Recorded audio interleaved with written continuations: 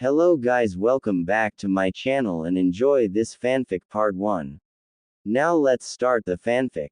Day 1, it came faster than anyone could have prepared for. Amidst the sounds of war, clashing of kunai, and screams of death, everyone stopped fighting for but a single moment. When all looked up, the blood in their bodies froze. The skies darkened, the harsh bellows of noise, like righteous thunder, assaulted the very fabric of the heavens. For everyone there, it might as well have been an envoy of the Shinigami to come judge all earth beneath its cruel gaze. That was a day that Uzumaki Naruto, Jinchuriki of the Kyuubi no Yoko, former dead last of the Konohagakure no Sato Academy, and dreamer of the title of Hokage, saw when he had just finished defeating Sabaku no Gaara. In the skies, he heard the harsh drums of storms. In the skies, he saw the clouds part like a grand reception of a divine deity. In the skies, he saw a giant rock from beyond the realms of his world come crashing down upon not just Konoha, but also every other shinobi that laid within her walls. What Naruto remembered of that time was that Gaara and his siblings had retreated and someone had saved him. He did not know who since he had been grabbed in a hurry, but, as the descending rock from outside the realm of this earth fell further and further to the ground, a feeling deep within his gut made the young genin wonder about one of Jiraiya's lesson before the damn sage had pushed him off that cliff. If death was going to come for you the next day, how would you live for now? The great rock crashed into the ground and what followed after was an earthquake the likes that Naruto had never seen. The sky exploded with hot fire as thousands of flaming stones crashed from Konoha to Iwa. Trees were pulled from the ground like fickle grass while dust and wind collided with Naruto's body. Again, he did not remember much. The adrenaline from his body was leaving him and his consciousness was failing him. What he heard before he passed out was the sounds of screaming from the person who had been carrying him. Day 2, it was not much better. Naruto woke up, not in the hospital, but underneath a pile of fallen trees which had, thankfully, not crushed him beneath their weight. His entire body still hurt and he could see neither left from right nor up from down. Underneath those trees, he stayed, his body too hurt for him to even scream for help, and his wounds too great to even save himself. There, he passed out again. Day 3 was a little better. His body still hurt, but he had begun feeling a bit better. Naruto had figured this to be normal since had always healed quickly. Why would now be any different? Of course, it was still dark outside. His little shelter of fallen trees obviously told him that much. Hey, who would have thought that Iruka's stupid survival lessons would actually come back to haunt him? Naruto's stomach rumbled. He was hungry. He couldn't remember the last time he had eaten a proper meal. He wondered what was going on outside. The blonde groaned as he tried to move his arms and legs, but they stubbornly refused to listen to him. He was still stuck and he was still in a lot of pain. Damn, perhaps he would have to give himself a reminder that releasing that much chakra at once was not a good thing. Once he saw that he was still incapable of doing something, the blonde fell back asleep again.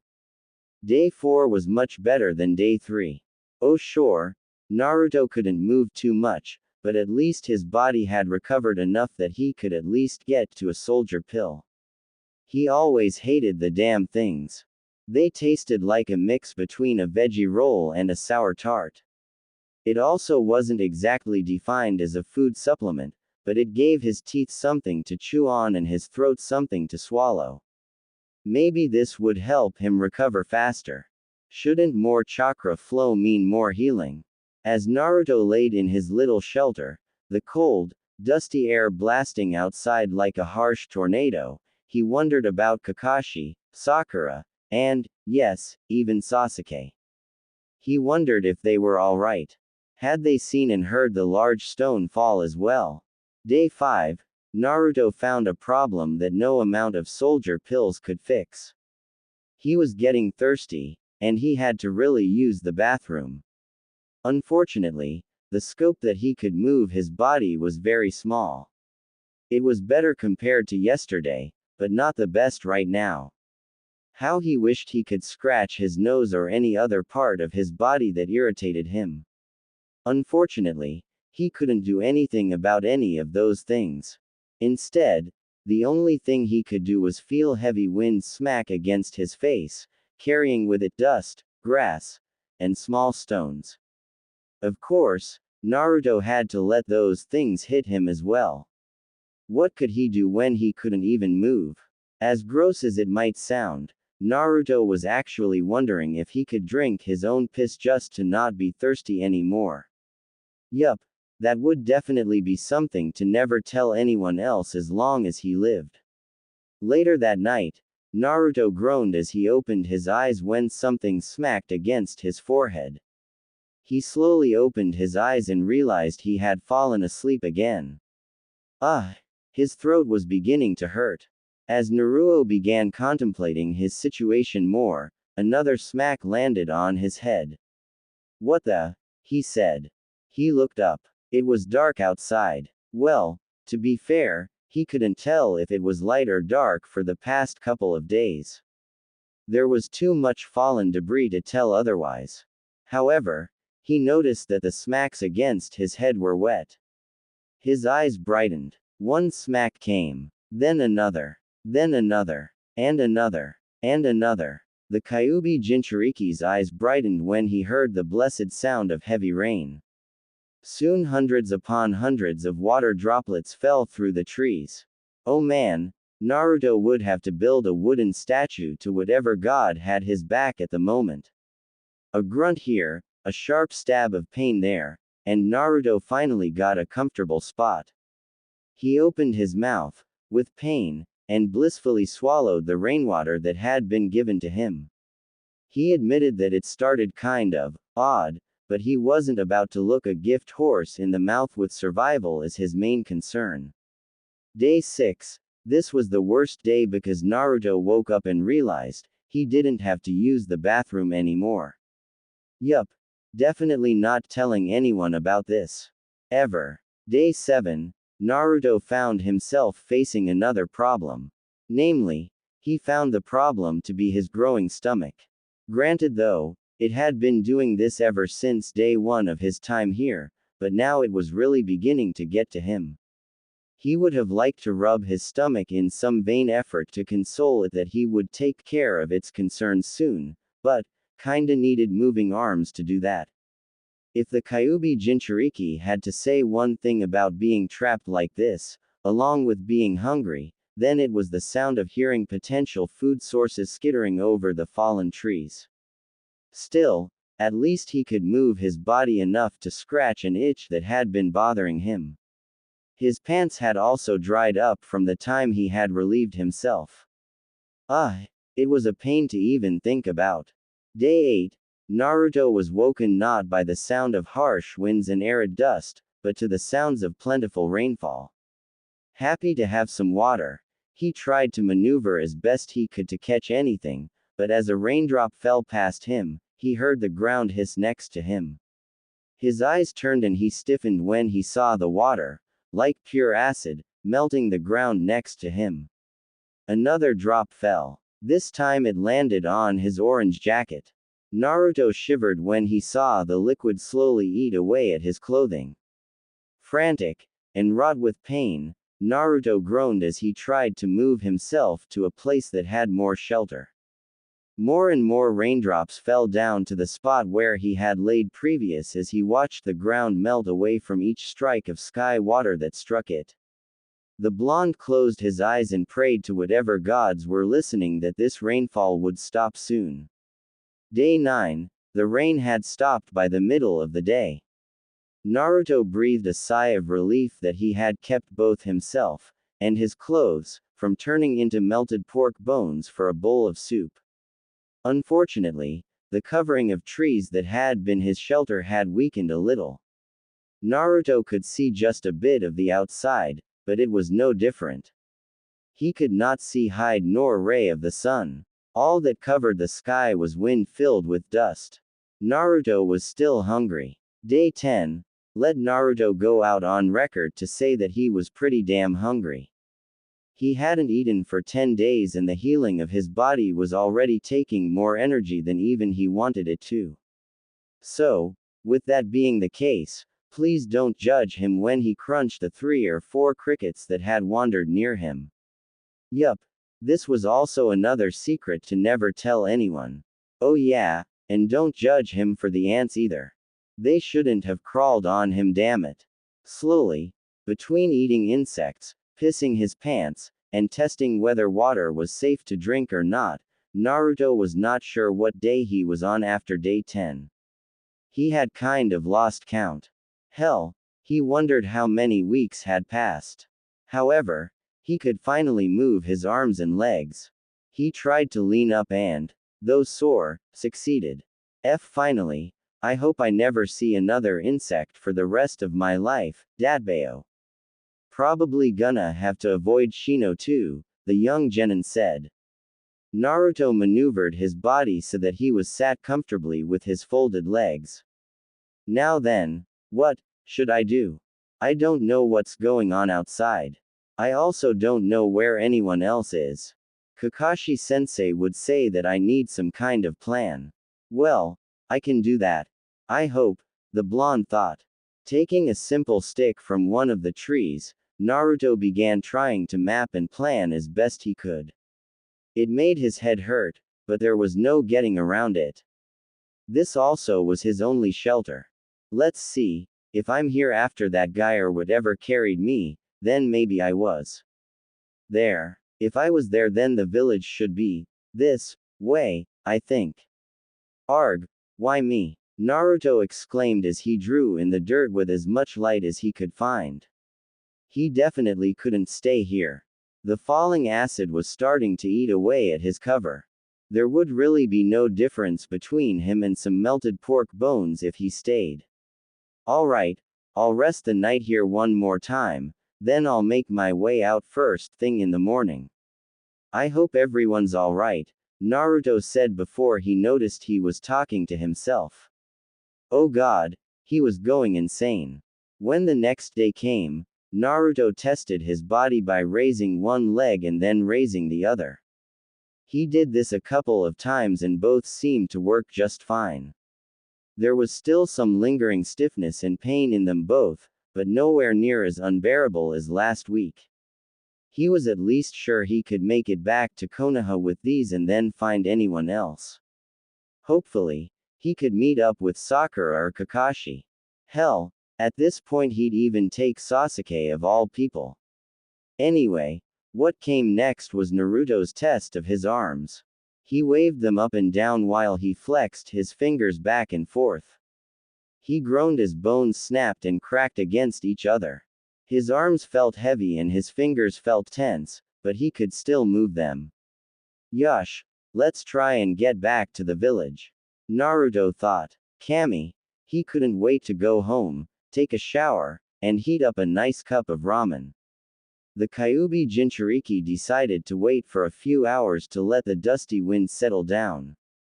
He was already lost and he didn't feel the need to get more lost.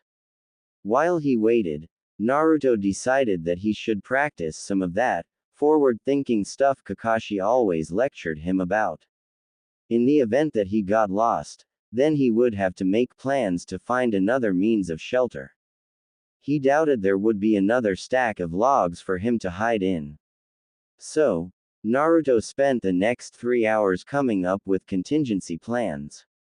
Once he figured he had enough of them, he rolled over and crawled out from beneath the logs that had been his home for the past week or so. Harsh winds blew against his face as he crawled, but he figured they weren't going to get much better than now. Naruto stood to his feet and peered out into the world. When he did, his eyes widened. It was worse than even he had assumed. All of the trees had been toppled over and the leaves had died and withered away on the ground. There was nothing but a barren wasteland for miles covered by dust, dirt, and broken trees. There was just nothing. The young blonde shook his head and decided to scan his surroundings. As he had expected, he didn't know where he was. He couldn't see a sign of the village or any other living soul. Thankfully, he had planned for this. When he turned back to his home, he noticed that indeed the acid rain had been eating the bark. He couldn't stay here. If he did, then he all but bet that he wouldn't have a shelter by tomorrow morning. Which way should I go? He asked himself. What was the right or wrong answer here? Oh well, perhaps he should just follow the map he made in the sand a few days ago. Either way, he could only pray that he had some good luck for once in his life. This would have been the perfect time for him to create some shadow clones and send them out to find the village, but he still felt the effects of chakra exhaustion. He doubted he'd be using jutsu anytime soon. Oh well, I guess I'll go this way, Naruto said as he headed towards the east of his log home. He was already praying that he made the right choice. The Kyuubi Jinchuriki continued in his path. The dust and sand irritated his feet and he covered his eyes from the turbulent winds rushing against his face. The longer he walked, the longer he wondered if he was the only person left in existence. He spotted fallen kunai, broken corpses stripped of their skin and flesh, and torn shinobi attire representing the battle that had taken place about a week ago. While Naruto journeyed in the direction he thought best, a sudden rumble thundered through the sky above him. He looked up at the smoke and dust-ridden dark yellow skies. Lightning pushed through each cloud and he knew what was coming. More acid rain would be falling. This time, there would be no fallen trees to protect him. He was also sure that he was too far away to run back to his shelter, not that he could even find it if he tried. Fortunately, luck seemed to be with the young Uzumaki that day. As the sounds of thunder and flashes of lightning rolled across the open sky, he could have sworn he saw something large in the distance. He didn't know what exactly since the dust was pushing against his face, but as he drew closer and closer his eyes grew wider and wider. Before him, a massive wall made of great stone appeared in front of him. So tall was it that, from where he stood, it might have reached up to the very heavens if it could. As Naruto touched the wall, he gasped. Relief filled his mind and hope filled his heart. He recognized the wall as a part of the Konoha walls which guarded the village. While he wasn't inside the village yet, he had still managed to make it before the rain fell. With any luck, he could at least tell Sakura and Kakashi, and maybe even Sasuke, what had happened to him. Then they could tell him what the hell had happened during his time away. With renewed vigor in his step, Naruto limped to the front gates of Konoha while he used the walls for support. He was still hurt after all. Yet, in all his joy, perhaps Naruto should have wondered why it was so quiet. Whether for 10 minutes or 30, the young genin finally made it to the front of the village and what he saw made him shiver. The giant gates which guarded his home, one of them wore kunai and shuriken like a young child wears dirt from hours of playing. The other was torn off its hinges. Due to the wind, it made a loud, almost creepy and unsettling, creaking noise. It actually looked like it would fall over if given enough time. Bodies littered the ground as did an assortment of shinobi tools. The only way Naruto was able to identify anything was by the clothes which hung to the bones of their slowly being engulfed by the sand. Konoha shinobi, Suna shinobi, Oto shinobi, and even some others from other nations were there. Yet, what worried Naruto now was that there was not a single official monitoring the gate or even helping survivors. There was just no one. No one except him. The Kyuubi Jinchuriki moved through the corpses, shivering when he accidentally stepped on and snapped some brittle bones. He tried to move through them all carefully so as not to disrespect those who had fallen, but dare he say the only thing being disrespected were the dogs that didn't get to this free buffet of skeletons. With trepidation, Naruto walked past the gates of Konoha. When he stepped inside, he honestly wondered if being outside would have been preferable. Every time he tried to find some hint of optimism in his situation, it felt like some god or divine deity was making fun of him and crushing his naive, mortal thought processes.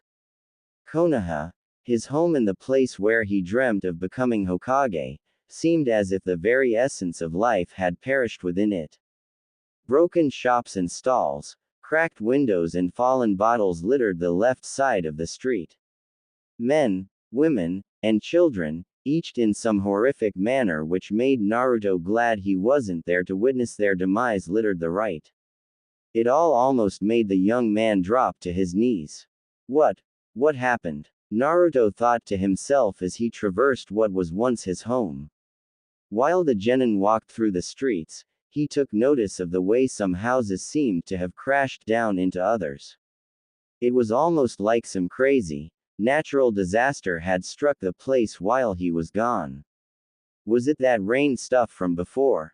The last Uzumaki asked. Naruto remembered what it had done to some of the logs that had been his home last week. He supposed it wasn't impossible for that to happen to the rest of these structures. Unfortunately, Naruto noticed that the wind seemed to pick up. It actually blew with such ferocity that he had a bit of trouble standing against it. Then he heard the hissing of the ground next to him.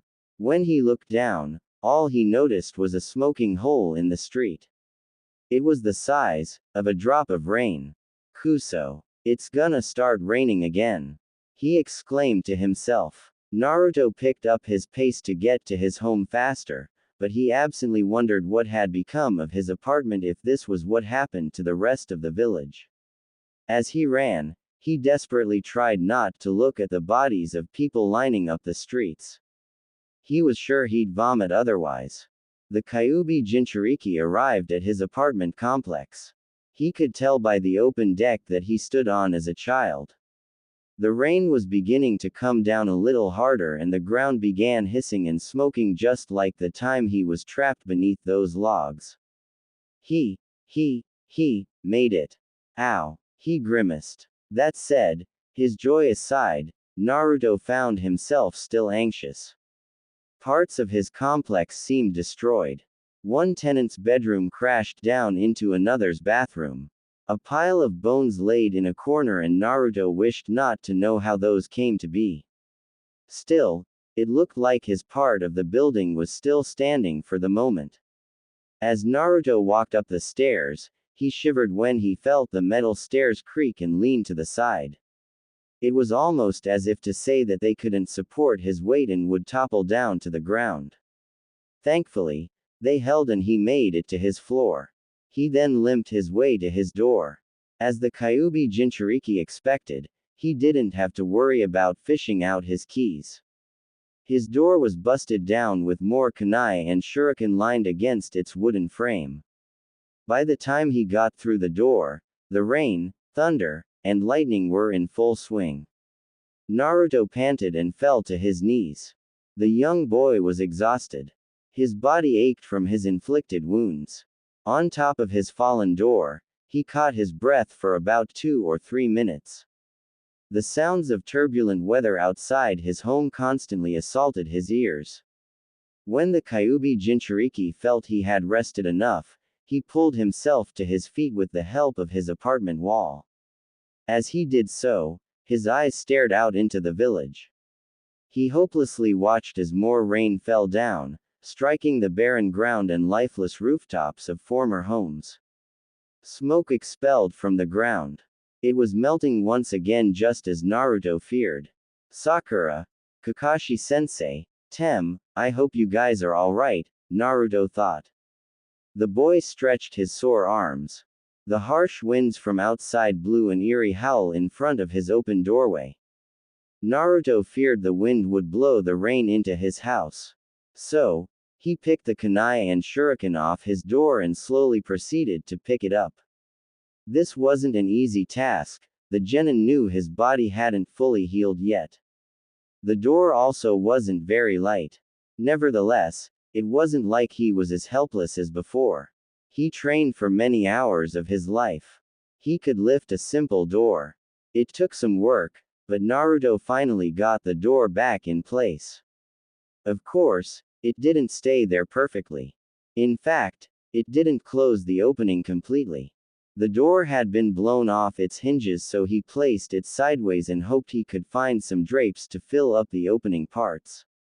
Wait, that might work. Naruto suddenly thought as he got a smile on his face.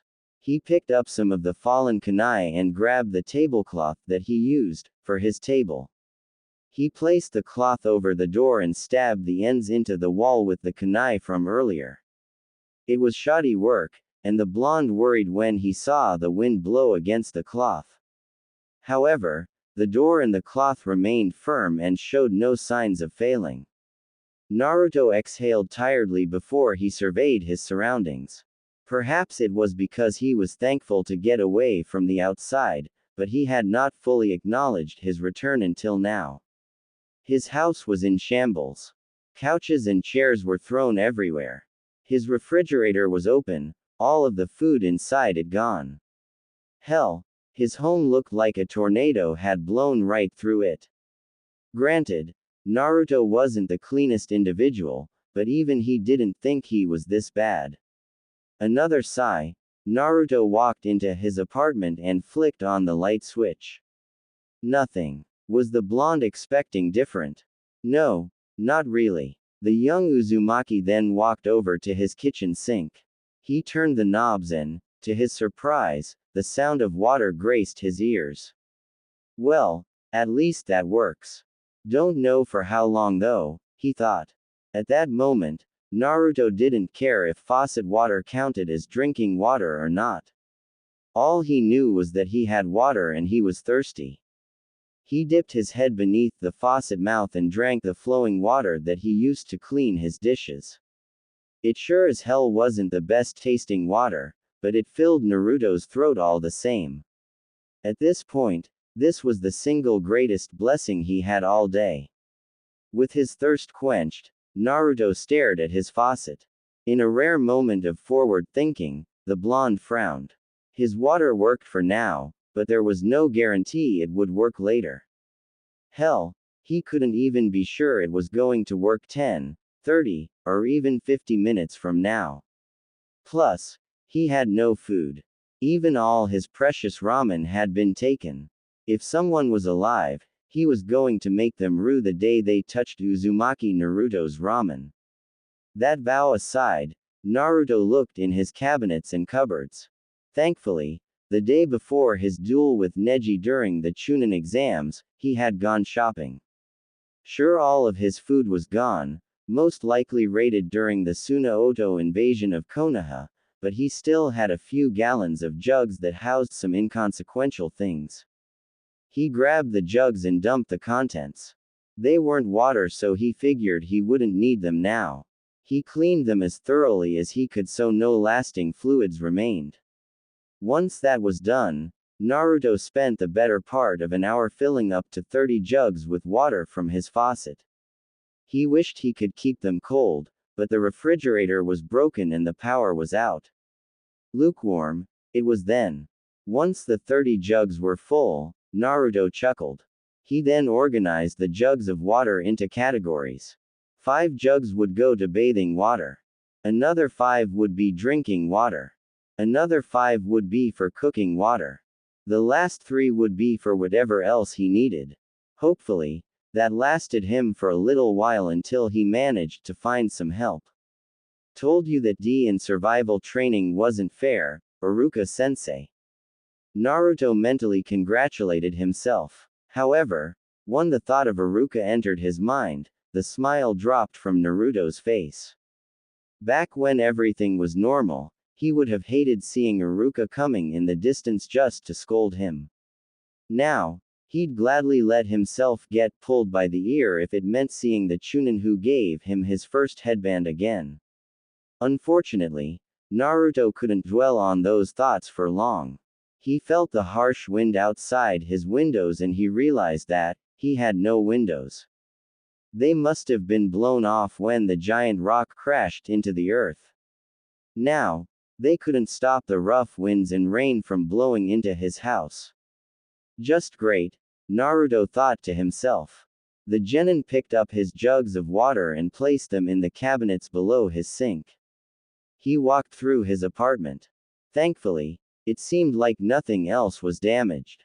Whoever ransacked his home, they were quick to take what they felt was important and left. Naruto entered his bathroom and ripped off the shower curtains. No real use in keeping them up now, if all he had for water was in jugs. He grabbed some more rusty kunai and shuriken.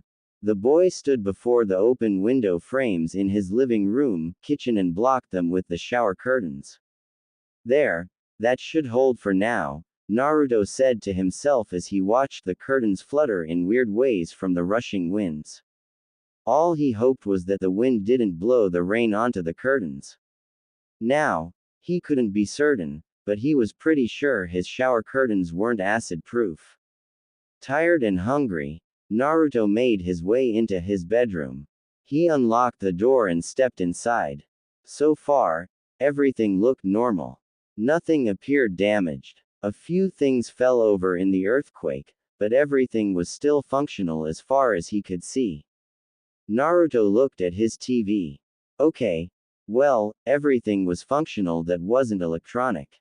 After his room for any potential threats, Naruto walked back to his bathroom. He opened his medicine cabinet and, though he was no medic, he hoped he could at least clean some of his wounds and disinfect them.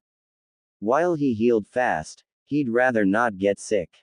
Naruto grabbed some disinfectant spray and some cotton swabs with medicinal alcohol. He then headed back to his room and took off his clothes. As a man, Naruto tried not to let the stinging sensation of the spray and alcohol bother him too much. He cleaned the wounds that he could find and wiped himself off with a towel that, luckily, he cleaned a few days ago. The genin didn't know where he threw the towel after he was done. All he knew was that he fell asleep on his bed, the sounds of the rain and wind lulling him to sleep. Crash. Naruto was startled awake by something loud. Worried, he slowly looked out the window and gasped when he saw one of the large buildings give way and fall over. He watched in shock as its melted wood sent it bashing into other buildings. A loud, resounding boom shook the ground as dust picked up over the area where the structure had fallen. Wood exploded everywhere as more rain continued to fall. The Kyuubi Jinchuriki swallowed the lump in his throat. If anyone was alive, he really hoped they weren't over there. Hesitantly, Naruto fell back asleep for a few more hours. Those hours were blissful for him. At least he wasn't under a group of fallen trees anymore. When the blonde woke up, he noticed it had stopped raining. There was still the sound of harsh wind battering his apartment windows, but the acid rain must have stopped. Cautiously, Naruto slipped out of bed and walked over his apartment's back deck. He surveyed the damage to the roof and it looked like the acid rain hadn't melted through it, yet. At the very least, Naruto hoped that the apartment's rooftop would hold until he found someplace else to live. With that address, Naruto now focused his mind on another task. I really need something to eat, he thought as he made his way back to the kitchen. He poured himself a few cups of water and downed them, hoping that the water would fill him up for now.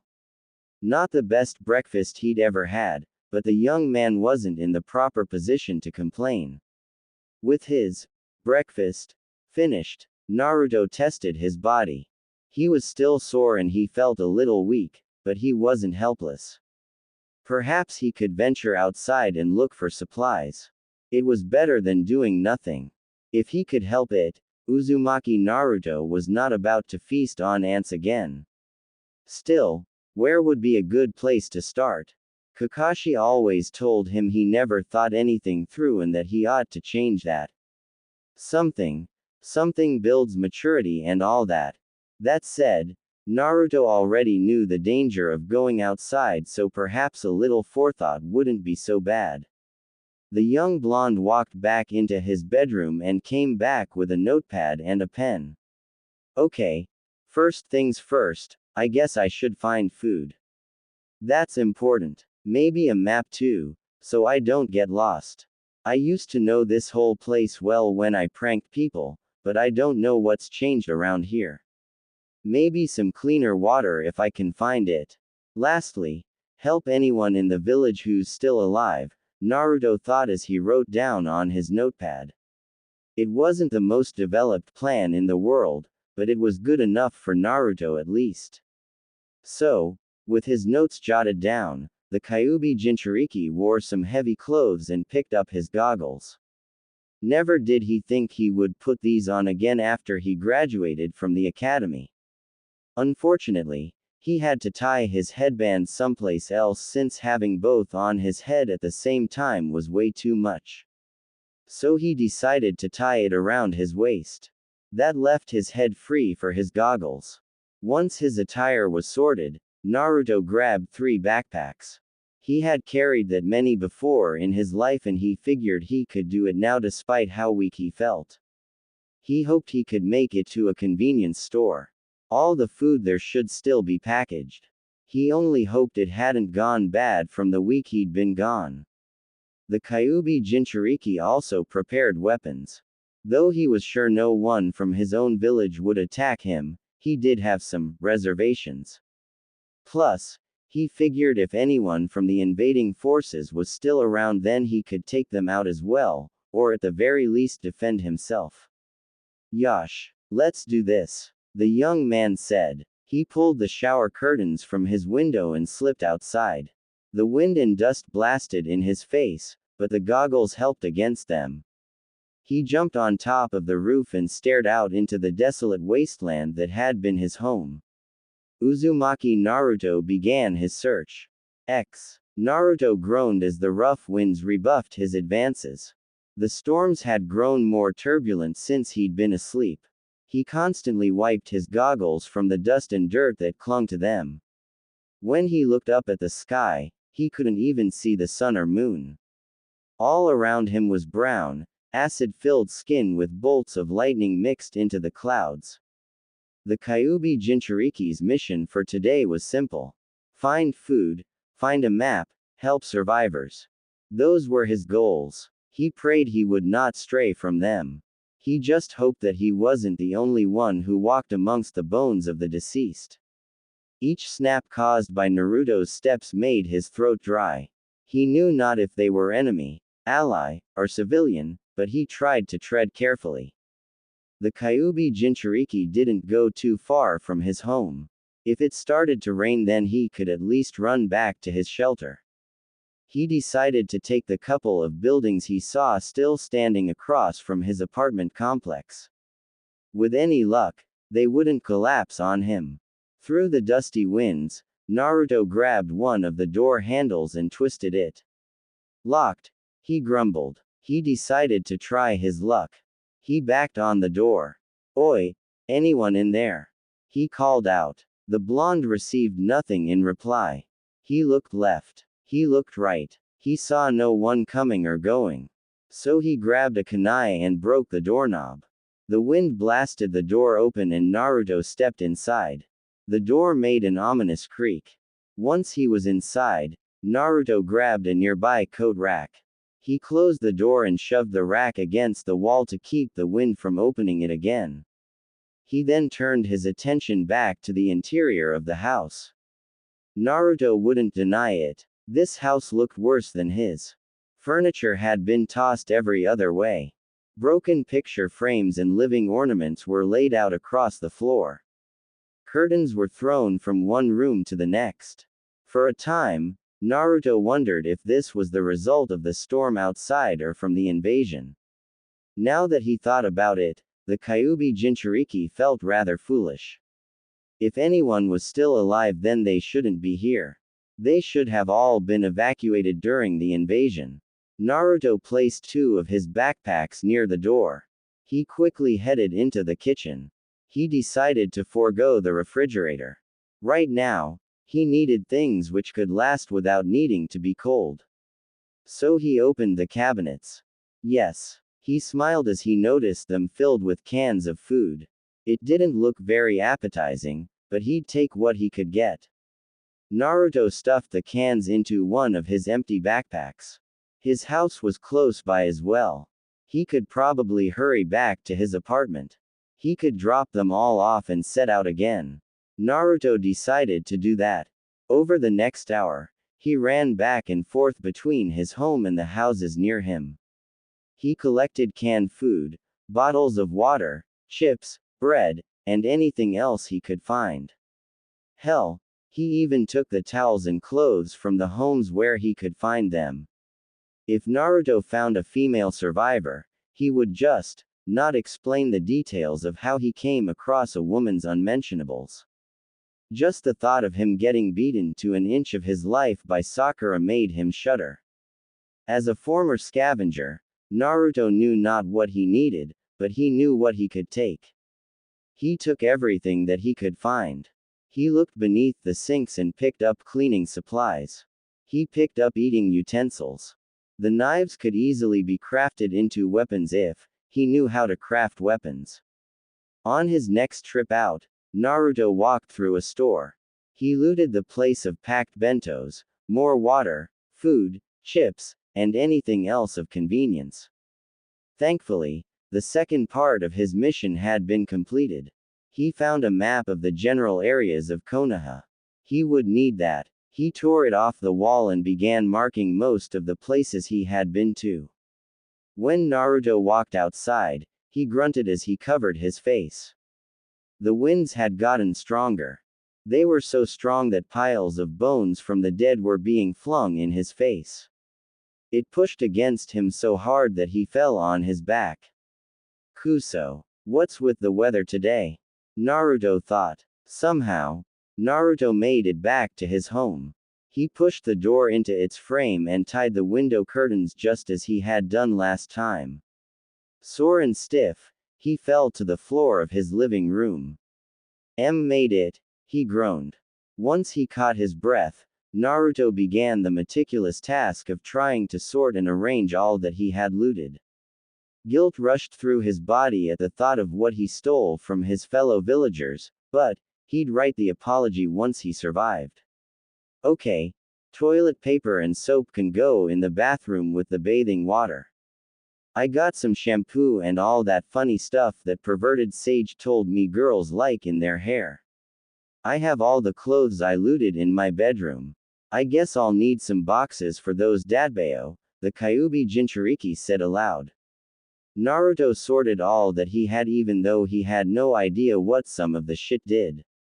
Some of the medicine pills he found in bathroom cabinets were written gibberish to him, but maybe someone else knew what good the shit did. Soon night settled over his apartment. Thankfully, it was a rain-free night. Naruto filled his stomach with bags of chips and the occasional sweet bar that he found. Once he was full, washed himself off and climbed into bed. The next morning, Naruto had breakfast. It was a shitty breakfast, but his stomach didn't care either way. He heard the odd sound of pots and pans scraping across the ground. He stared at the map he looted. Alright, I guess I have enough food, water, and stuff. Kakashi-sensei would probably tell me to only take what I needed. Still, I'll go mad if I stay in here all day, Naruto thought to himself as he threw some of his wrappers in the trash. With that being the case, Naruto decided now was a good time. The goal of today wouldn't be looting.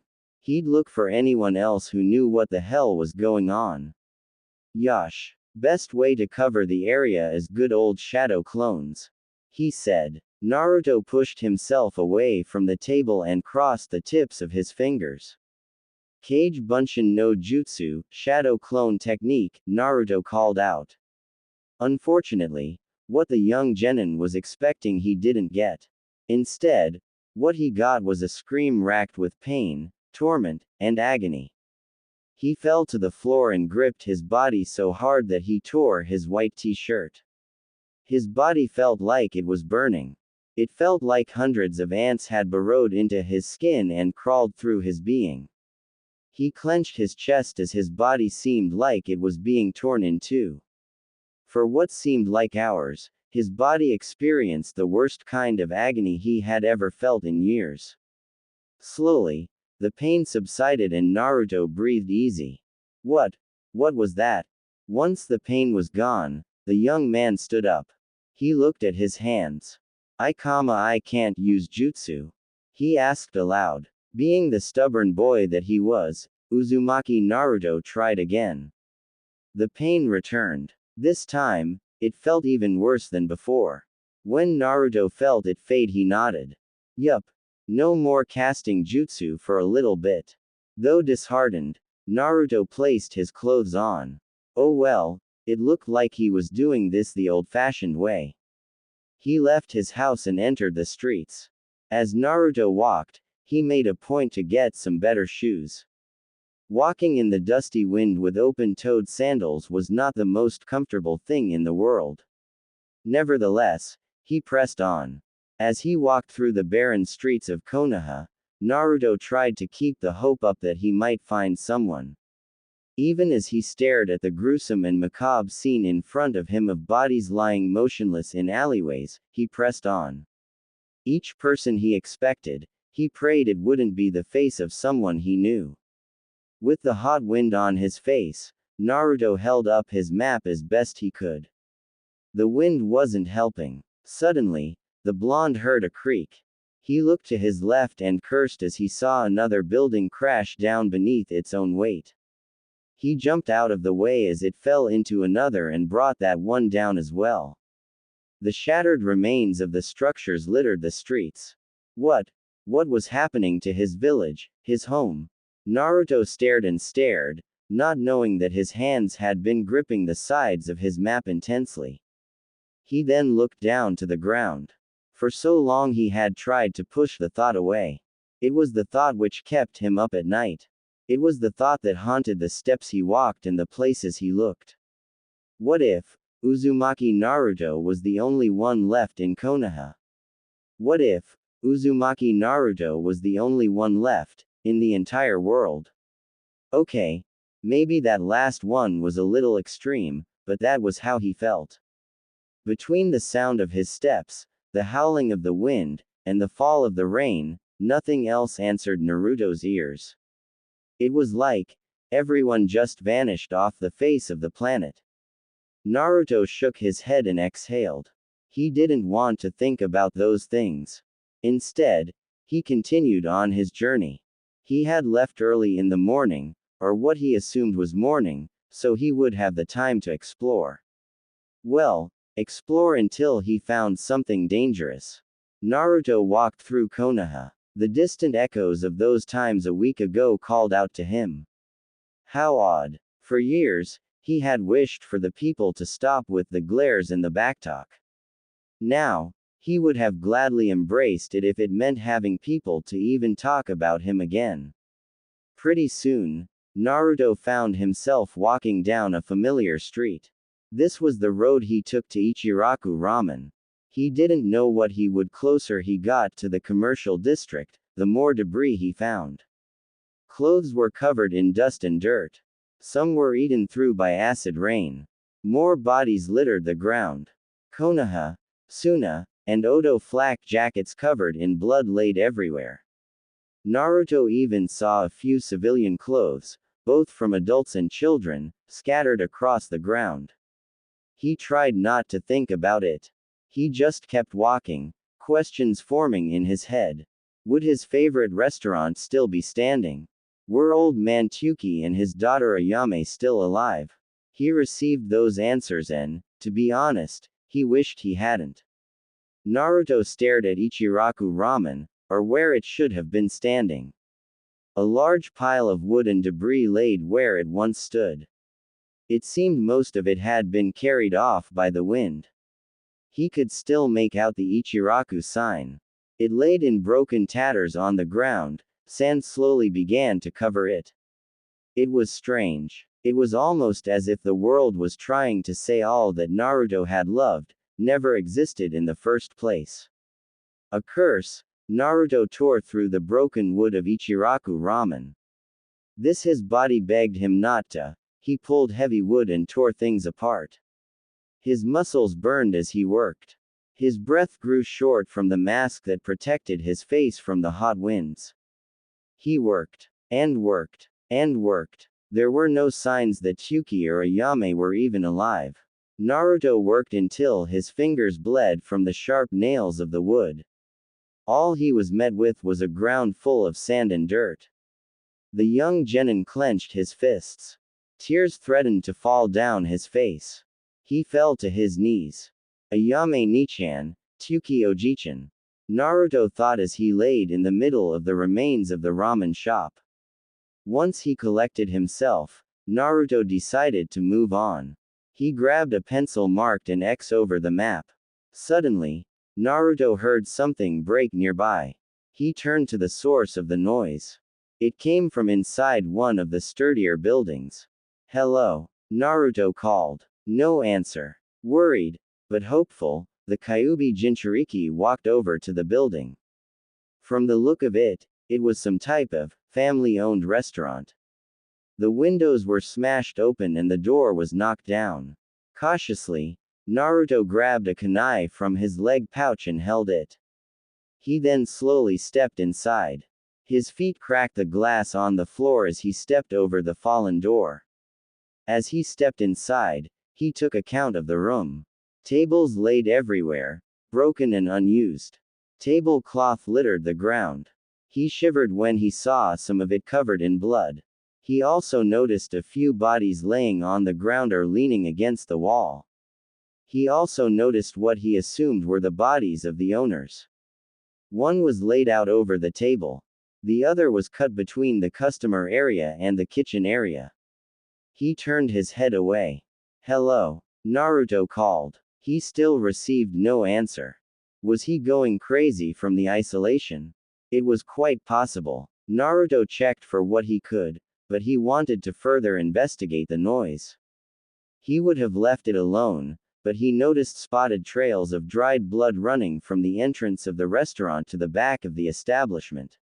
He followed the trail. He stepped over the bodies and passed through the kitchen.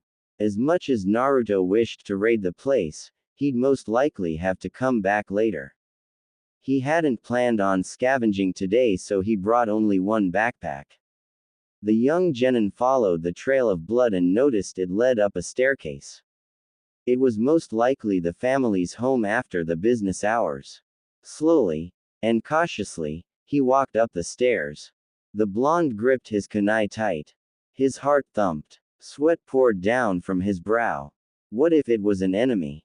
Naruto steadied his breaths. He continued up the flight of stairs. The trail of blood continued up. Once he made it to the top, he noticed how many destroyed things there were. Nevertheless, he kept his focus on the blood in front of him. It led into one of the bedrooms. Why would it lead there? As Naruto stepped into the bedroom, he widened his eyes. He now realized what the source of the noise was. In a corner of the room, laid a passed-out woman. Her wounds were severe. Multiple cuts and bruises laid on her body. Her unkempt hair sprawled out against the torn bed sheets. Her clothes, destroyed and torn in numerous places, barely held together. Naruto blinked in wonder. It's Hinata's sensei. Kurenai-san. He thought as he finally remembered her name. Naruto hadn't met the Jonin a lot. Hell, if he remembered correctly, he only saw her maybe 2 times. He saw her once when she came to pick up her team at the academy, and he saw her during the preliminary round after the Forest of Death. It was when she convinced him to take that medicine Hinata gave him. Kurenai looked bad. She looked really bad. Naruto wondered how she was even alive at this point. Her quivering lips and irregular pants made him nervous. She looked borderline dead. It was as if she barely held on to the flickering flames of her life. Naruto pulled down his mask. Kurenai-san. He slowly called out. She didn't answer him. He took a step closer. Though she was an ally from his village and he was overjoyed to see her, he didn't want to startle her. This woman in front of him was an elite kunoichi. She could do away with him pretty easily if he wasn't careful. The Kyuubi Jinchuriki reached for her arm. As soon as he touched it, the young boy became thankful that the female Jonin was delirious.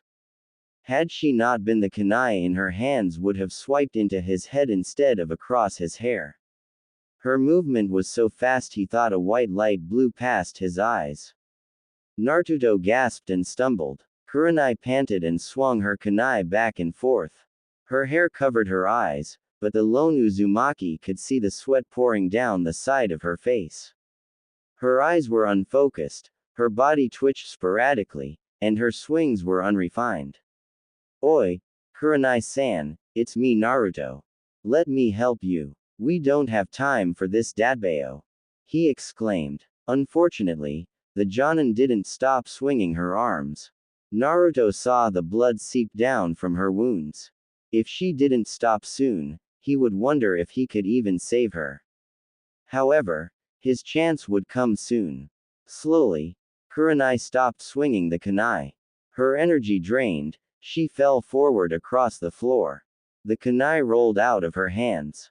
When Naruto checked on her, he stilled. Hinata's sensei had fallen unconscious. He touched her forehead. Her head's hot. She must be really sick. I've got to her out of here, Naruto thought. A boom of thunder and crash of lightning startled the blonde when he finished his thought. He looked outside and the sky darkened. He had to get back home. It looked like it was going to rain again. He didn't know how much time he had left. Back home he had at least some form of medicine from the cabinets he had looted. If she stayed here, although Naruto wasn't a doctor, he felt she would die. He ran out of the room and found an old t-shirt. He ripped it up and slowly tied it around Kurenai's mouth. He then ran into the bathrooms of the building. He didn't have time to read, he just stuffed medicine containers, bandage wraps, medicinal alcohol, and anything else he could find. He'd have to come back for the food later if he needed it. That said, considering he was about to have another mouth to feed, it seemed very likely. Once that was done, Naruto placed his goggles over Kurenai's eyes. He had to admit, she did look kind of funny with them on. He then pulled up his face mask, and tightened the hood of his jacket. The winds got stronger. The sky grew darker. It wouldn't be long now. Naruto securely picked up Kurenai and placed her on his back. He groaned. Damn it, how long was it going to take for him to fully heal? Plus, he wouldn't say this out loud ever, but, Hinata's sensei was kinda heavy. He also tried not to think about how soft she felt in his hands. He definitely tried not to think about certain things against his back. Damn it, Ero Sennin. Now, I'm gonna become like you. Naruto groaned. Unpleasant, but slightly adultish thoughts aside, Naruto slowly made his way downstairs with Kurenai on his back. He adjusted his grip on her legs. He heard the way her breathing hitched. There was no time to lose.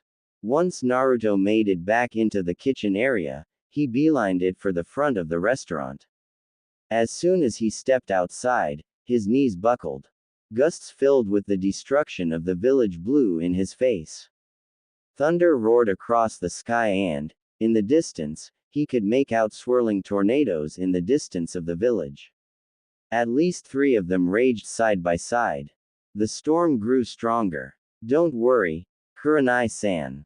I'll get us to safety, Naruto said as he trudged through the storm threatening to break Konoha apart. He shivered as a flash of lightning ran across the sky. The ground began to sizzle. A drop of acid rain just barely missed his face. Though his legs burned, and his body stung, Naruto started to run. He held Kurenai as securely as he could while he kicked up dust. By the time Naruto got back to his apartment, he was sweating profusely. He almost dropped Kurenai a couple of times, but he bore the pain in his body and pushed on. His efforts were rewarded and he fell beneath the roof of his apartment complex. He observed his clothes. Some of them had been burned. Some of the protective covering he used for Kurenai was also eaten through. Thankfully, he did make it before he heard the familiar sound of heavy rainfall. The ground was covered in white smoke from the drops that fell from the sky. All right, easy. We're almost there, Dadbeo. Naruto encouraged. He picked up the older woman and trudged up the stairs. He was worried when he heard the metal creak and shake. He'd definitely have to find another way to get up here if these ever gave way. This was getting unsafe. Naruto pushed himself and Kurenai past the open door and, in triumph, he chuckled as he made it inside. Well, Kurenai-san, welcome to the abode of Uzumaki Naruto. The Kyuubi Jinchuriki said. He heard the Jonin violently cough behind him. He quickly took her to his room and placed her on his bed. As much as he wanted to relax, he knew he couldn't. Instead, Naruto took a deep breath and exhaled. He stared at Kurenai's body and swallowed the lump in his throat. Please don't me. Please don't me. Please don't me. Please. He prayed, pleaded, begged to whatever gods there were still watching over this dying world. Please don't let him suffer for what he was about to do. He actually thanked Kami that Sakura wasn't with him, or any other woman for that matter. Forget the apocalypse going on outside, he would have died in the safety of his own home. With resolve and determination in his heart, Naruto nodded. First, he took off Kurenai's shoes. He dropped them to the floor. He then leaned her up and got the Jonin out of her clothes. He didn't know what this material was since it looked like some type of white bandage, but it was easily enough to slip her out of it without disturbing her too much. The young man threw her shirt to the floor and then, breathing easier, worked her out of her red mesh armor blouse. Despite the numerous scars, stabs, and cuts seeping blood from her wounds, her fair skin excited him. She was very beautiful. She was much more beautiful than those models in those magazines he used for his sexy jutsu. When he took off her mesh armor, his eyes lingered on her female undergarments. He swallowed again. Her body was so much different from Sakura's. Sakura was a girl, but this was a woman. A true woman laid on his bed. Kuso. Focus, Naruto. Her life is depending on you. He said. He held Kurenai up and unclasped her bra. His reasoning was that he might as well look all of her over for injuries. If she ever found out, then he'd make sure to prostrate himself and utter every apology he could think of. Naturally, knowing his luck, she would find out eventually. Naruto tried very hard not to stare at Kurenai's exposed body. As one might expect of an experienced kunoichi, she was very fit. She was also very beautiful. Her body was very lean and toned. That way her jiggled captivated his eyes. He felt drawn to her tips.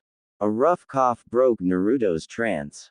He cursed himself and then proceeded with the rest. He pulled down Kurenai's pants, which left only her lower pleats concealed by her underwear. Maybe I'll leave those on. I've given her enough reason to me. Can't pile on top of that, Dadbeo, he thought. Naruto then quickly made some cold water with some of the bathing jugs he sorted. It took a while, but he finally returned and dunked a rag in the water. He then pressed the rag on Kurenai's forehead. She coughed again. A trail of blood slipped out of her mouth.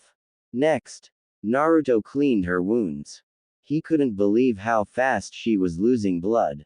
He had gone through about 2 or 3 rags while he wiped her body down. Please don't criticize him too much if his hands roamed over certain places for too long. Just allow him the excuse of thoroughness. Once Kurenai's wounds were cleaned, Naruto grabbed some alcohol and poured it on the rag. He shivered as he heard the violent winds and crashing rain outside. With no electricity, He had to settle for doing this medical work with the help of a candle. It didn't provide much light, but there wasn't much he could do about it. So I cleaned her wounds.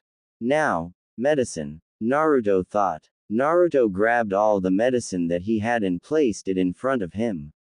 Now came the hard part. He knew all about medicine. He had rarely gotten sick himself. He never knew why. That said, he did read some of the prescriptions.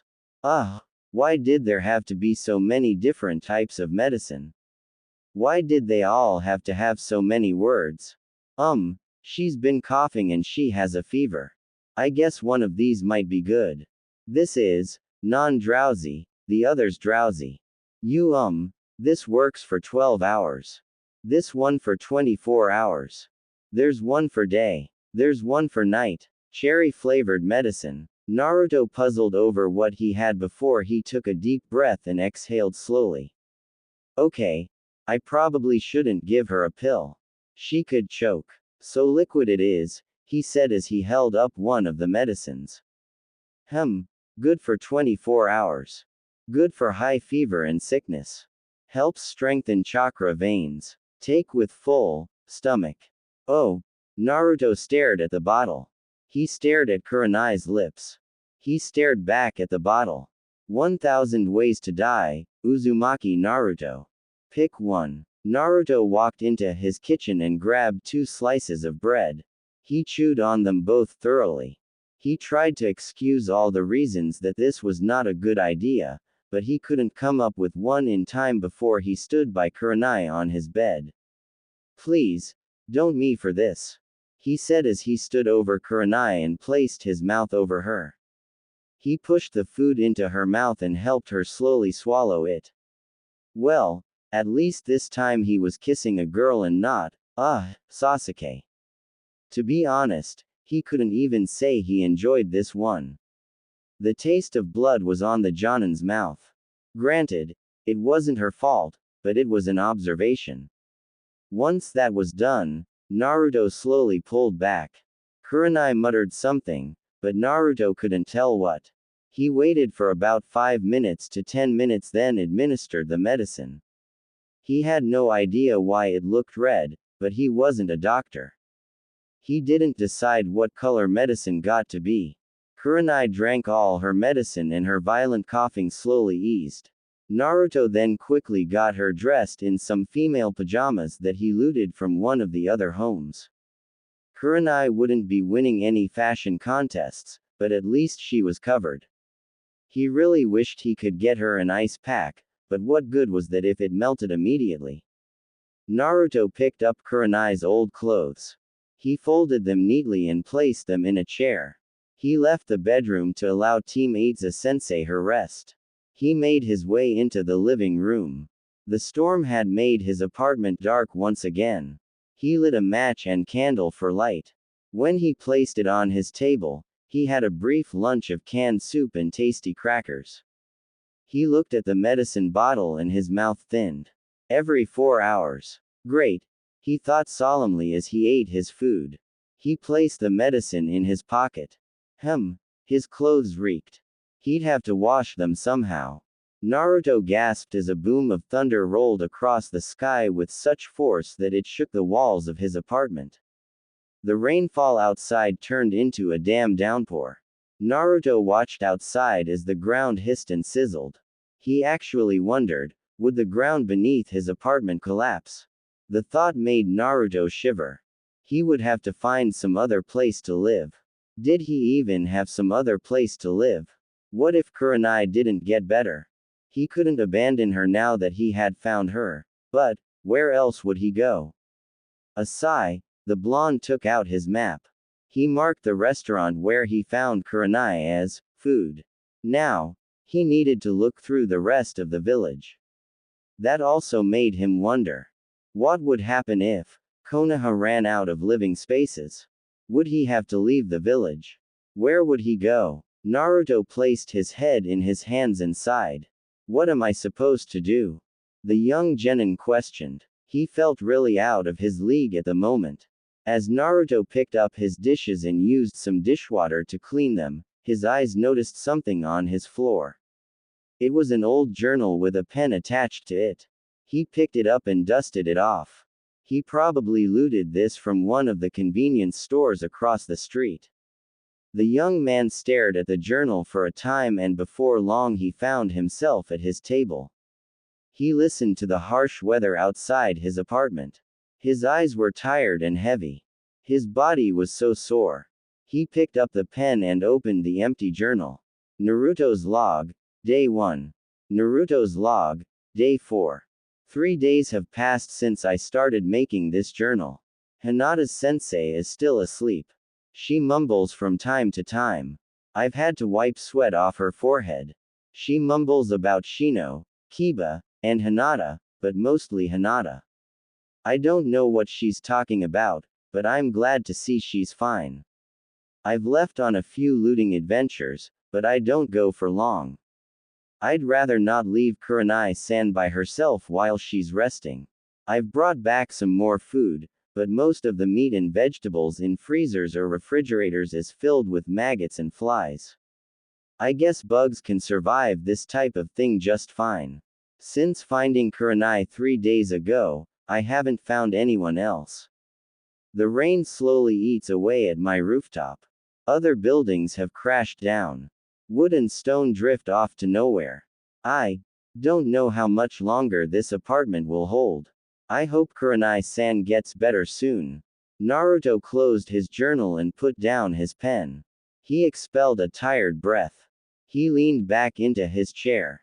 The wind wasn't blowing too bad this time. Dark clouds and arid air still ruled the skies, but at least he could see a bit better. It hadn't been such a bad expedition. He gathered what he could. He brought back cases of water bottles, more canned goods, and boxes filled with supplies that hadn't been ravaged by the oncoming storms. The blonde looked at his clock. Ah, it was time for Kurenai's medicine. So, with that being said, Naruto pushed his seat away from his table and walked back to the bedroom. He had just fed the older Jonin via the lips earlier, so he doubted he had to do it again. He wouldn't say he got used to kissing her, but there wasn't so much hesitation as last time. Naruto slowly opened his door and he noticed the woman still resting. Before he gave her the medicine, he decided to change the cold towel on her forehead. He touched her and smiled. At least you don't have a fever anymore, he said. He placed another wet rag on her before he gave her the medicine. He held her head to make sure she didn't choke on it. Her hair was very soft. Once she drank all of it, he eased her back into the pillow. After that, he cleaned her body with lukewarm water and soap. Yup. Her body still embarrassed the hell out of him, but he tried to get over it. Those tasks done, the Kyuubi Jinchuriki pulled the covers up to Kurenai's neck and let her rest. He then moved to his futon on the floor. He set it up to give Kurenai more space on the bed. The eerie howls outside lulled him to sleep. The next morning, Naruto smiled. Some color had finally returned to Kurenai's pale face. He fed her breakfast and then gave her medicine again. Once she was resting peacefully, he closed the door to his bedroom. The Kyuubi Jinchuriki walked into the bathroom and poured water down his body. He grabbed some soap and cleaned himself. Another splash of water and he was ready for breakfast.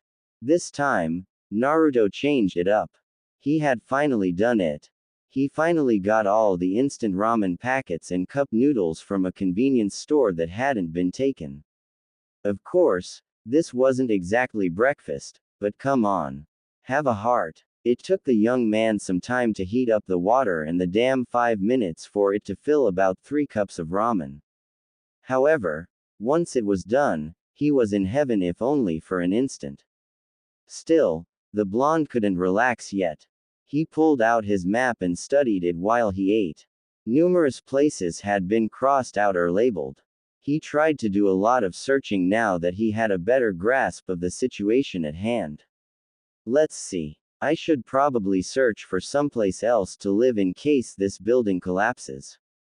Kurenai's the only one I've found for 4 days. I've only got 4 hours to be out before I have to give Hinata's sensei her next dose, he thought. Naruto tapped his finger on the table. There were so many other places to explore, but he'd rather stay close to Kurenai in case of danger.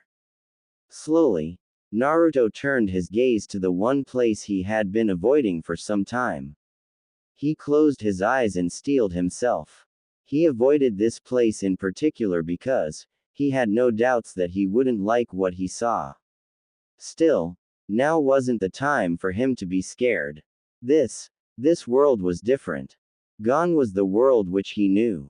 If he couldn't do this, then what was the point in him even saving Hinata's sensei? Naruto grabbed his gear. He placed his goggles over his eyes and grabbed one of the coats he stole from some fashion shop. He then wrote Kurenai a letter. On the off chance that she woke up and he wasn't home, then at least she wouldn't be confused. Hell, he hoped that he could return home and toss the letter in the trash. Either way, Naruto lifted up the door to his apartment and slid out beneath it. He then jumped on the railing and dashed off. The Kyuubi Jinchuriki decided to hop along the rooftops this time. Getting to his destination would take much longer if he was going by simple walking. Besides, he didn't feel the need to get distracted with unnecessary looting. He had enough to tide them over for now. Hell, he was already using one of the other apartment rooms for storing other things. That said, he didn't want to take too much. If he did move to a new location, he couldn't carry all of this stuff.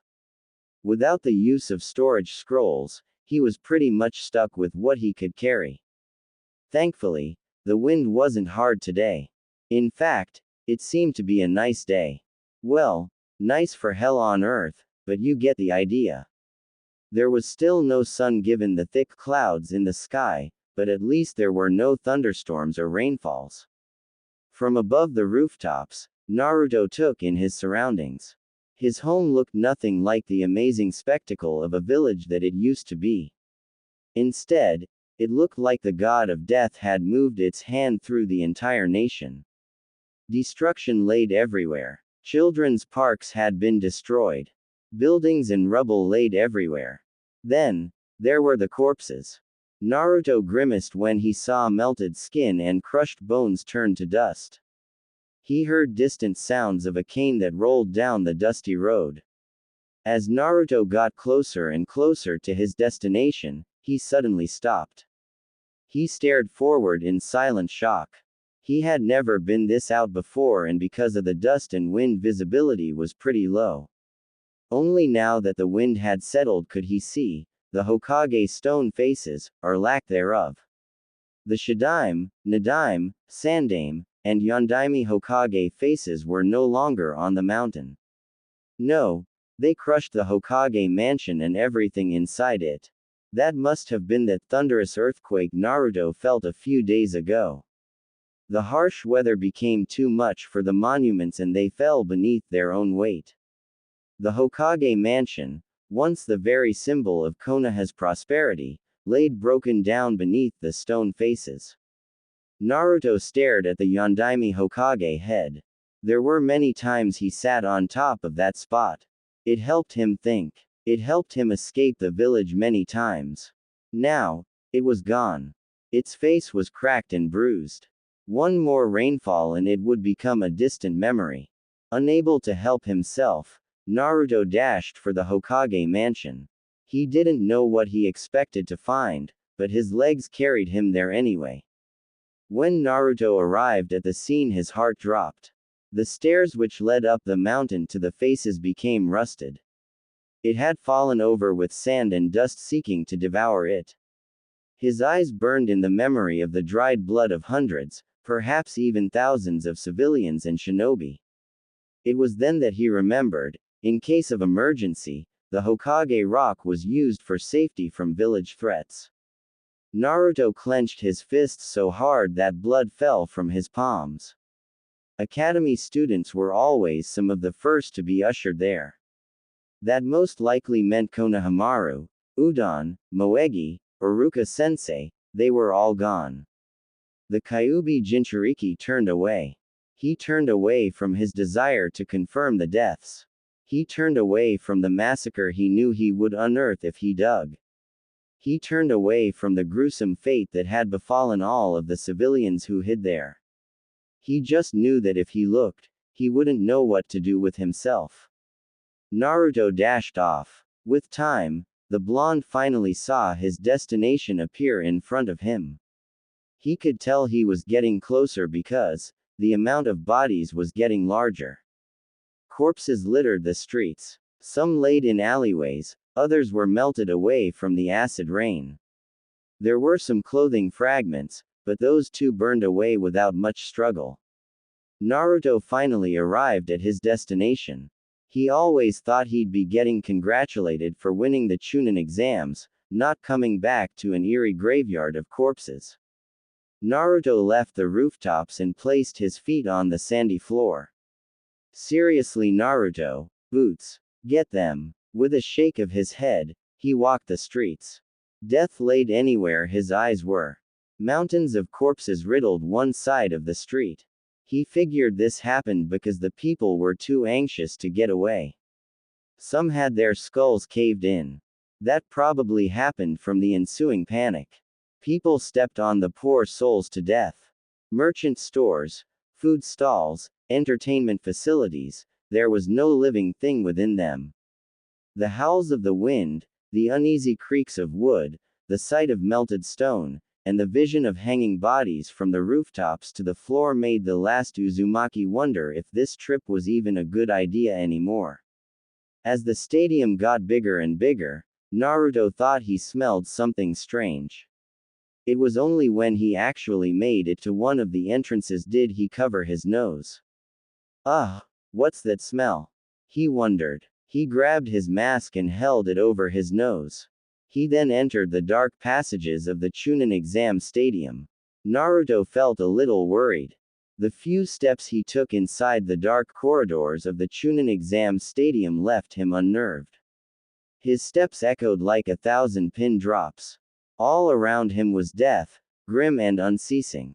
Blood splattered the walls, crushed limbs and innards portrayed some macabre art that left him queasy. Food vendors and broken glass mixed with some of the bodies. Naruto walked up the stairs.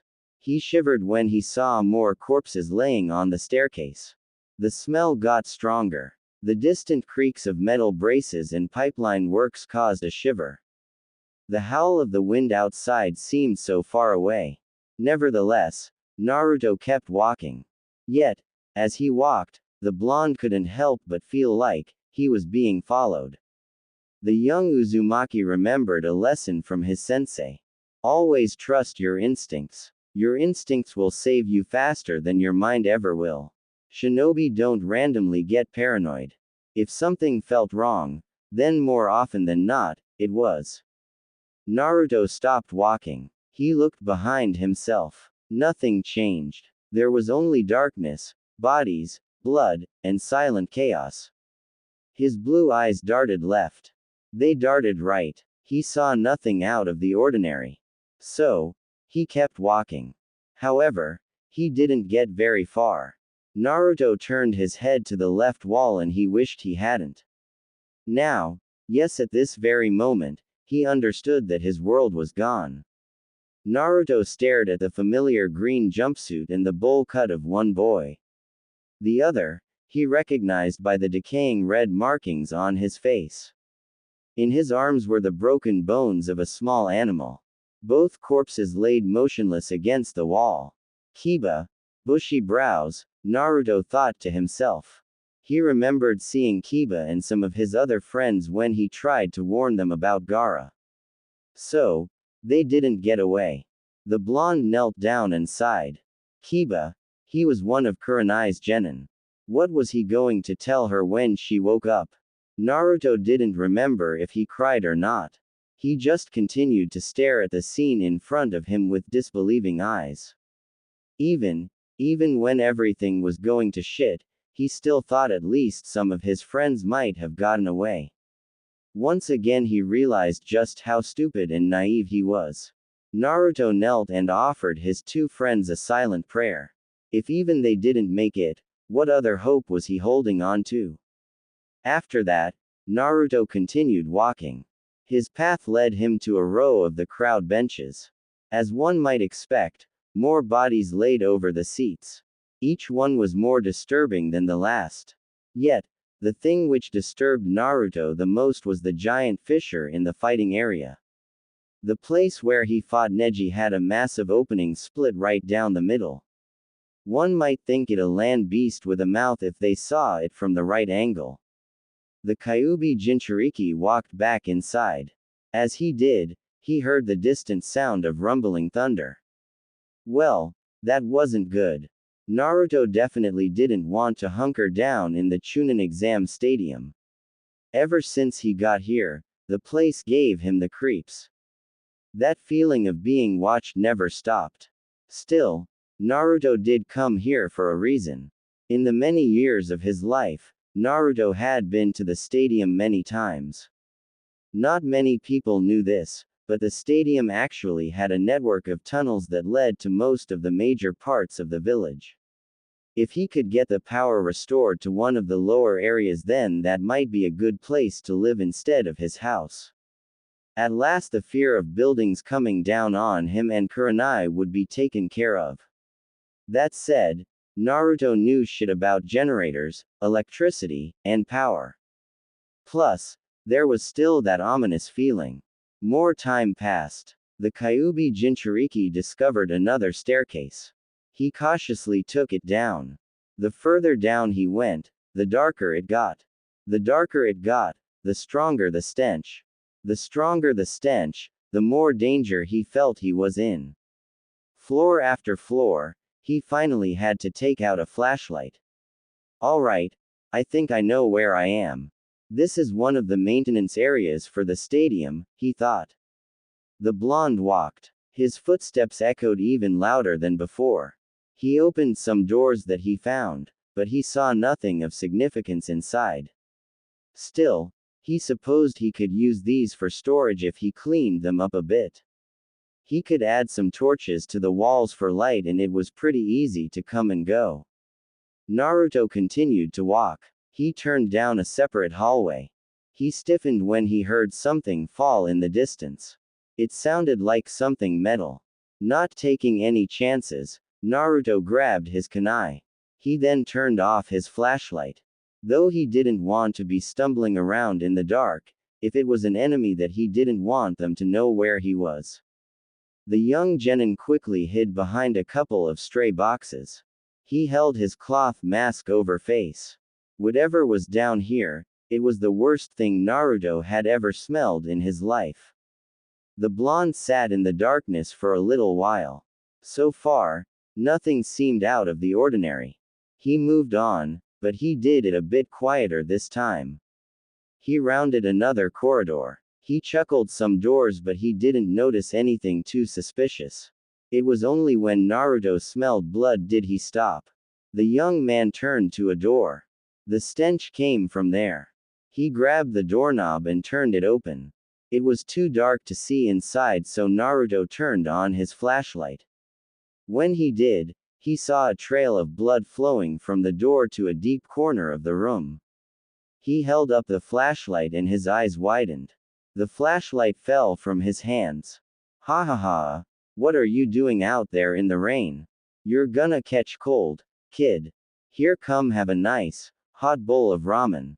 It's on me. Naruto didn't hear the thud of the flashlight. Its light shined dimly, gravely, mockingly. Hey Naruto, my best customer.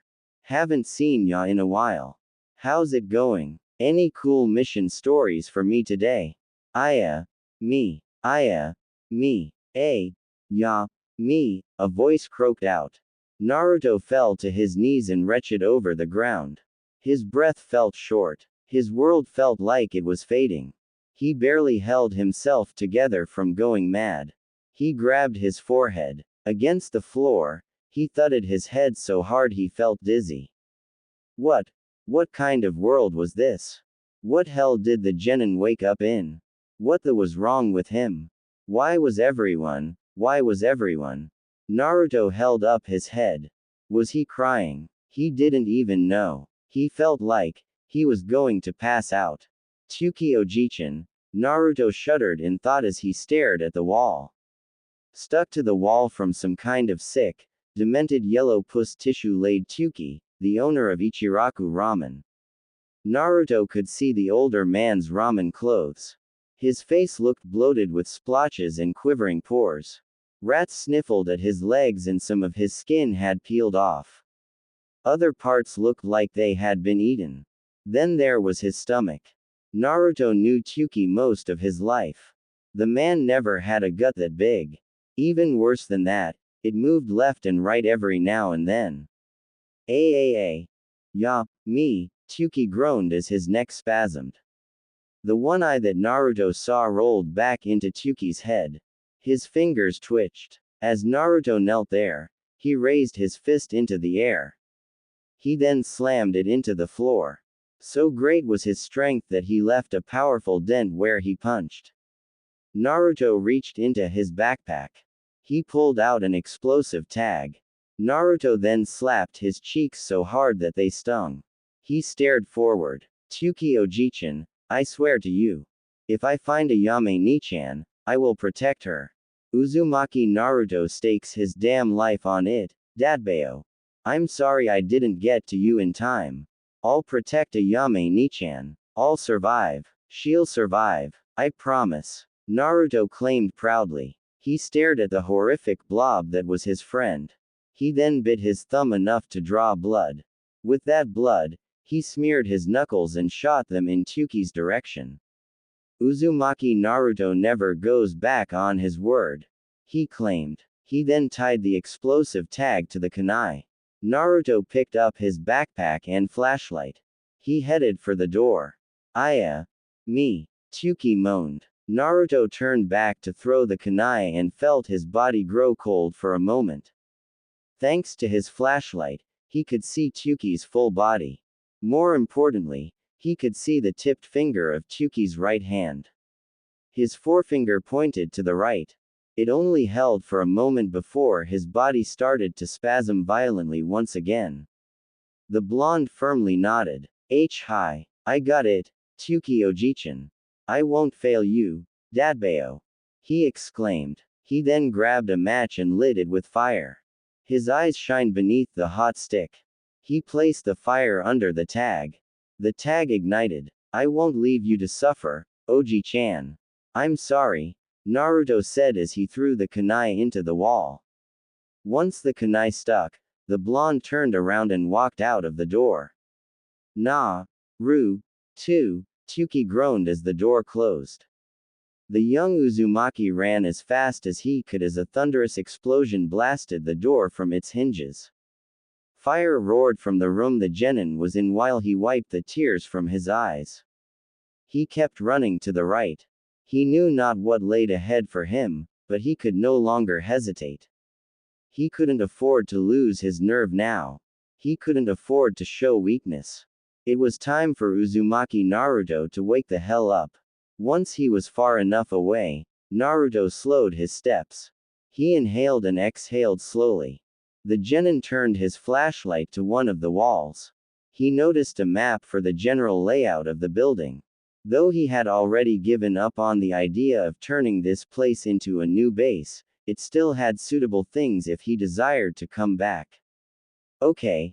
As soon as I find a Yame Nichan, then I'll head back, Naruto thought to himself. However, even as Naruto had that thought, he wondered. What turned Tsuki into that thing on the wall? The genin's travels through the dark brought him to the very end of a corridor. He still hadn't found the maintenance area for the lights, but at this point he didn't care. He just wanted to get out of here with a Yame, if she was even still alive. Naruto shook his head. He dared not think that. Even seeing Tsuki like that was almost too much for him. If a Yame was no better, what could he do?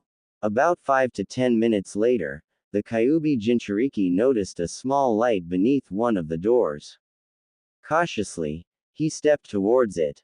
Unlike the other rooms, there was a large pile of boxes, chairs, and even tables blocking the door. He made sure his footsteps were quiet. If Ayame was behind the door, then he'd rather not spook her. Still, what made them put up this barrier?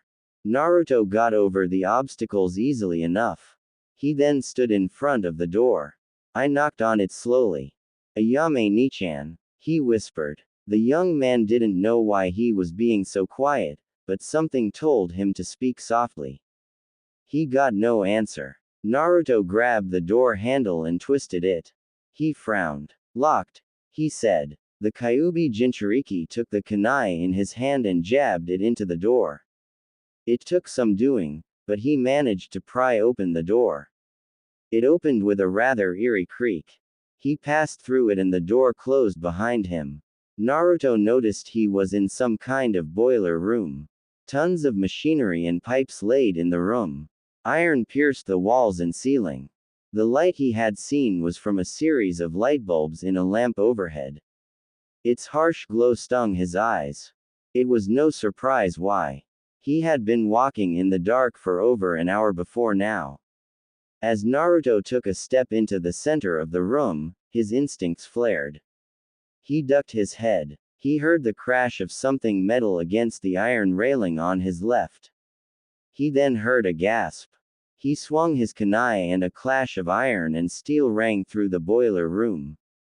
Naruto turned his head and he noticed his kunai clashed with an iron pipe. However, he widened his eyes when he saw Ayame standing over him. Her gentle face contorted with pure rage and hatred. Never did the Kyuubi Jinchuriki think the young girl he thought his friend would ever wear such an expression.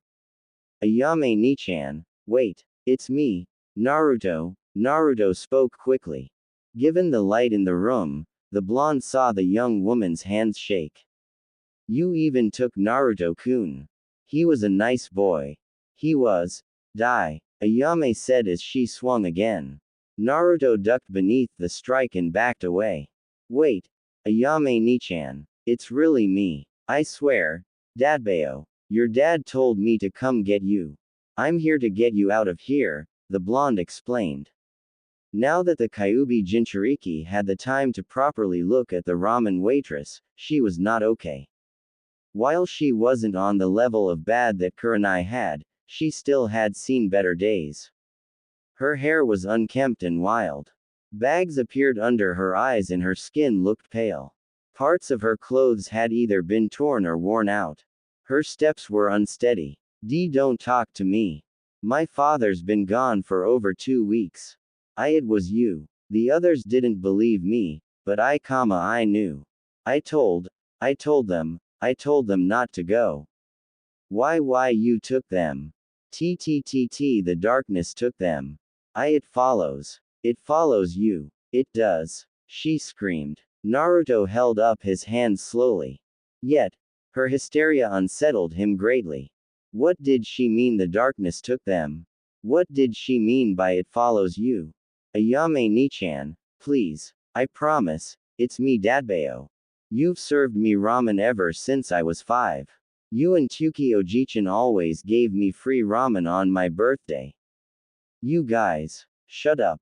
Ayame roared as she swung the iron pipe. Naruto jumped out of the way as the pipe crashed into the stone wall. The blonde recoiled in shock. Damn, for a civilian Ayame really had some power. She cracked the wall with that iron pipe. If that hit Naruto then he'd forget about healing in a week. He'd need a whole month. Naruto-kun's gone. Everyone's gone. I'm the only one left. I haven't slept or eaten for days.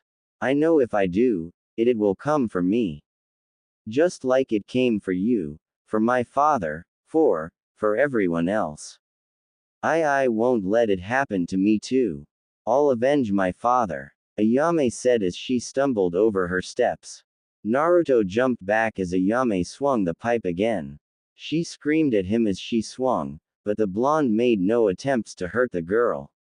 He let her swing her heart out as she bashed into the boilers, the pipes, and the walls. Something must have broken because steam started to fill the room. He watched more and more sweat pour down Ayame's face. She tripped and fell down. Her breaths became ragged as she swung. Naruto stared at Ayame's fallen form. Ayame Nichan, the genin thought. The brown-haired girl dragged the pipe over the floor. It made loud clanging sounds as she neared Naruto. I told Dad not to go. Why didn't they all listen to me? I heard that explosion. He didn't make it, did he? Now, everyone's gone. I'm all that's left. You took them all. Before I die, I'll at least take you with me. Ayame roared. She held the pipe over her head. Naruto didn't move. She wondered why he didn't move to defend himself, but she didn't care. If the darkness gave her a free shot, then she was going to take it. With all her strength, she swung down. Ayame widened her eyes as Naruto caught the pipe with his hand. He then pulled it in her. He held her as tight as he could. Let go of me. I'll you. You took everything for me. What's happened to the world? Why did this happen? Ayame wailed and cried as her head fell into Naruto's shoulders. The two Konoha citizens fell to the ground as the ramen waitress cried on the young man's shoulder. Naruto caressed her hair while her fists pounded his chest. I'm sorry, Ayame Nichan. I was too late, Dadbao. I was too late to save you or Tsuki Oji. I'm sorry I couldn't help you. I'm here now though, Dadbao. I'll keep you safe now. I'll make sure you aren't alone anymore.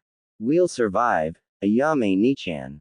Naruto vowed. Ayame sobbed into his arms while he caressed her hair. Suddenly, Naruto heard some light snoring. He looked down. Ayame had fallen asleep. Was he really going to have to carry someone else again? The Kyuubi Jinchuriki sighed and smiled. Ayame's breath tickled his neck, which made him shiver. He touched her forehead. She feels a little warm. I hope she's not sick too, but I've got to get her out of here, he thought. Naruto picked up Ayame and secured her to his body. He then made his way towards the door. The steam was getting too heavy. However, as soon as he touched the door, a burst of fear rushed through the young man's body. His hand shivered in the door handle. Something laid beyond the door. It was then that Naruto remembered Ayame's words. The darkness took them. It follows. It follows you. The last Uzumaki wondered if his nerves were getting to him. Perhaps Ayame's story creeped him out a bit. What was out there? Naruto walked for a long time and he didn't see anything. Nothing attacked him. He grabbed the door handle again. Suddenly, Naruto gasped. He jumped back. Dread rolled up his body. He then remembered. No, nothing attacked him, but something attacked Ayame's dad. How did he get stuck to the wall like that? What turned him into that? Unfortunately, the blonde would have to make his move soon. He had to get Ayame out of here. Plus, the steam from the busted pipe continued to fill up the room with steam. He was all for a sauna, but not if it would leave him a dried-up prune. Naruto picked up his kunai. He then placed another in his mouth. He would run in anything that wasn't him or Ayame. He would either take it down, run past it, or die in the attempt. Either way, he wasn't going down without a fight. The young genin swung open the door. It was dark. There was nothing in that void that he could see.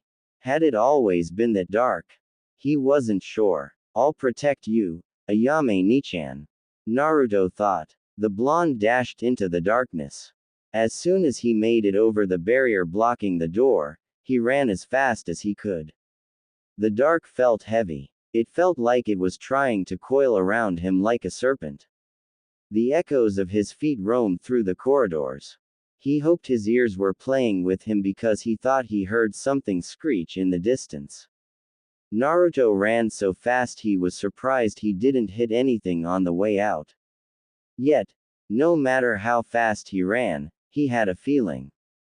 He was being followed. Something had its eye on him. In his arms, Naruto carried the unconscious Ichiraku ramen server.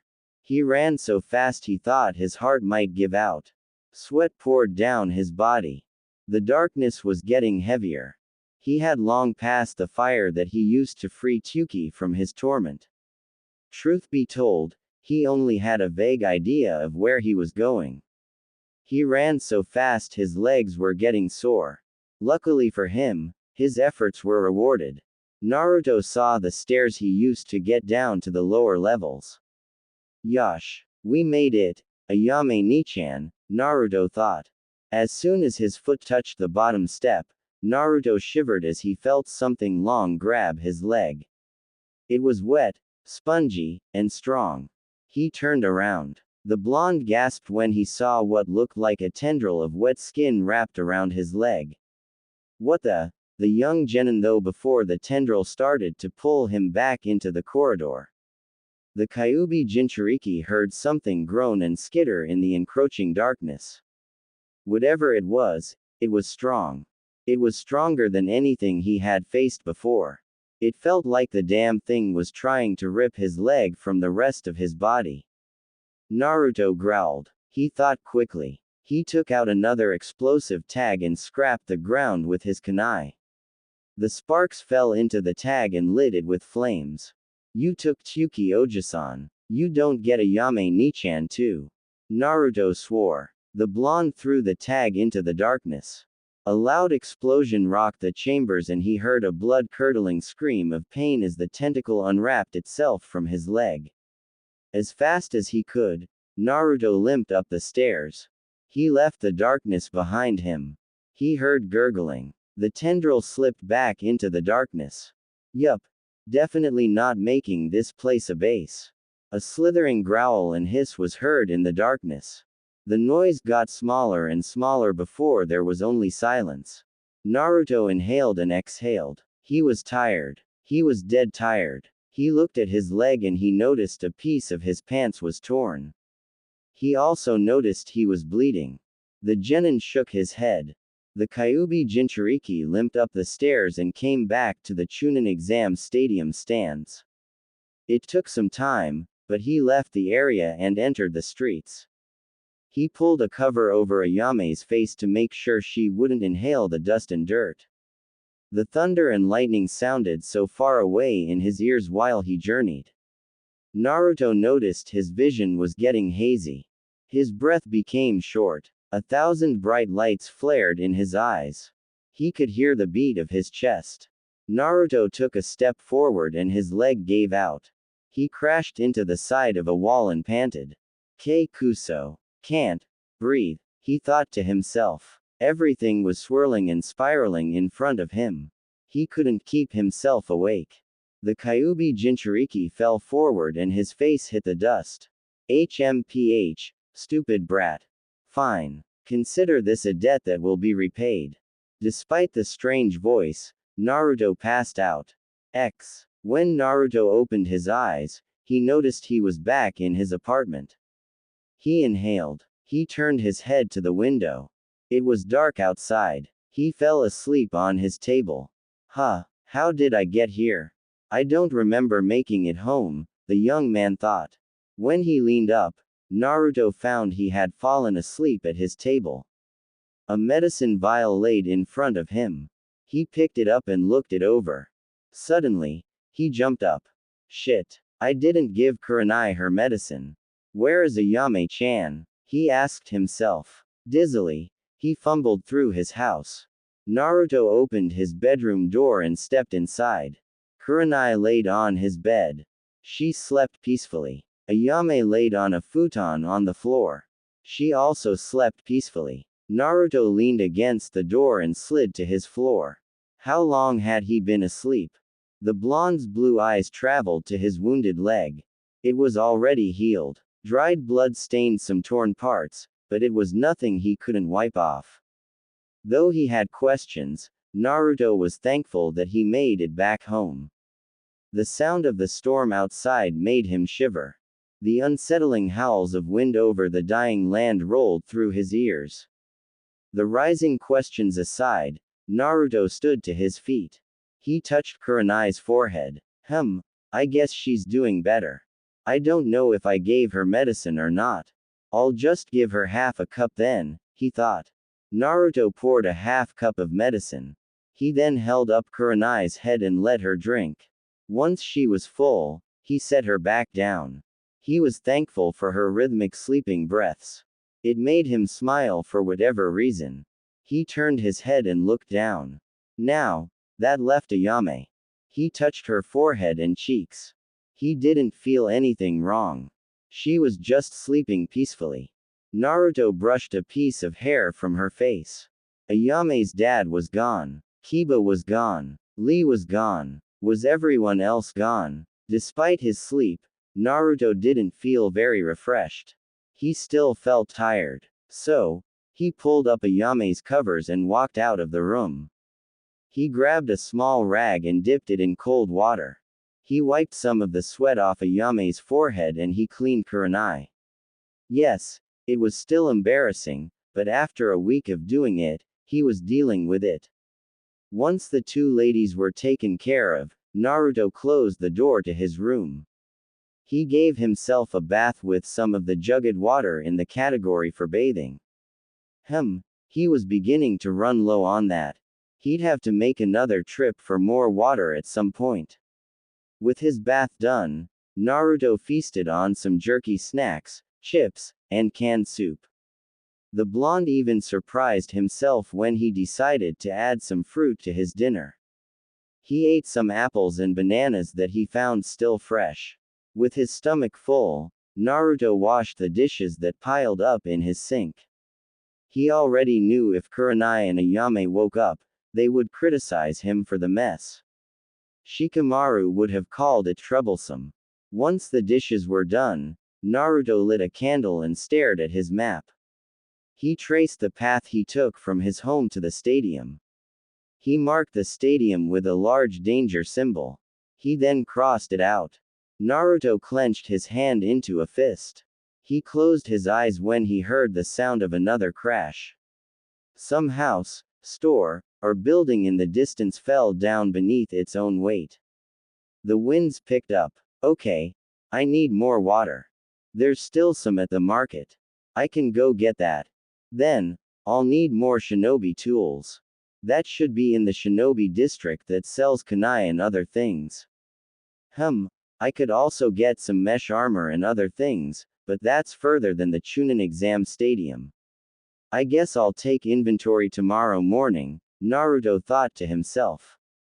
For the next 30 minutes, Naruto worked out his plans for the next day. Once that was done, the young man grabbed his journal and wrote in it. Naruto's log, Day 5, I guess. Kurenai still hasn't woken up. The medicine I've been giving her is getting smaller and smaller. I might need to get her something else if she doesn't wake up.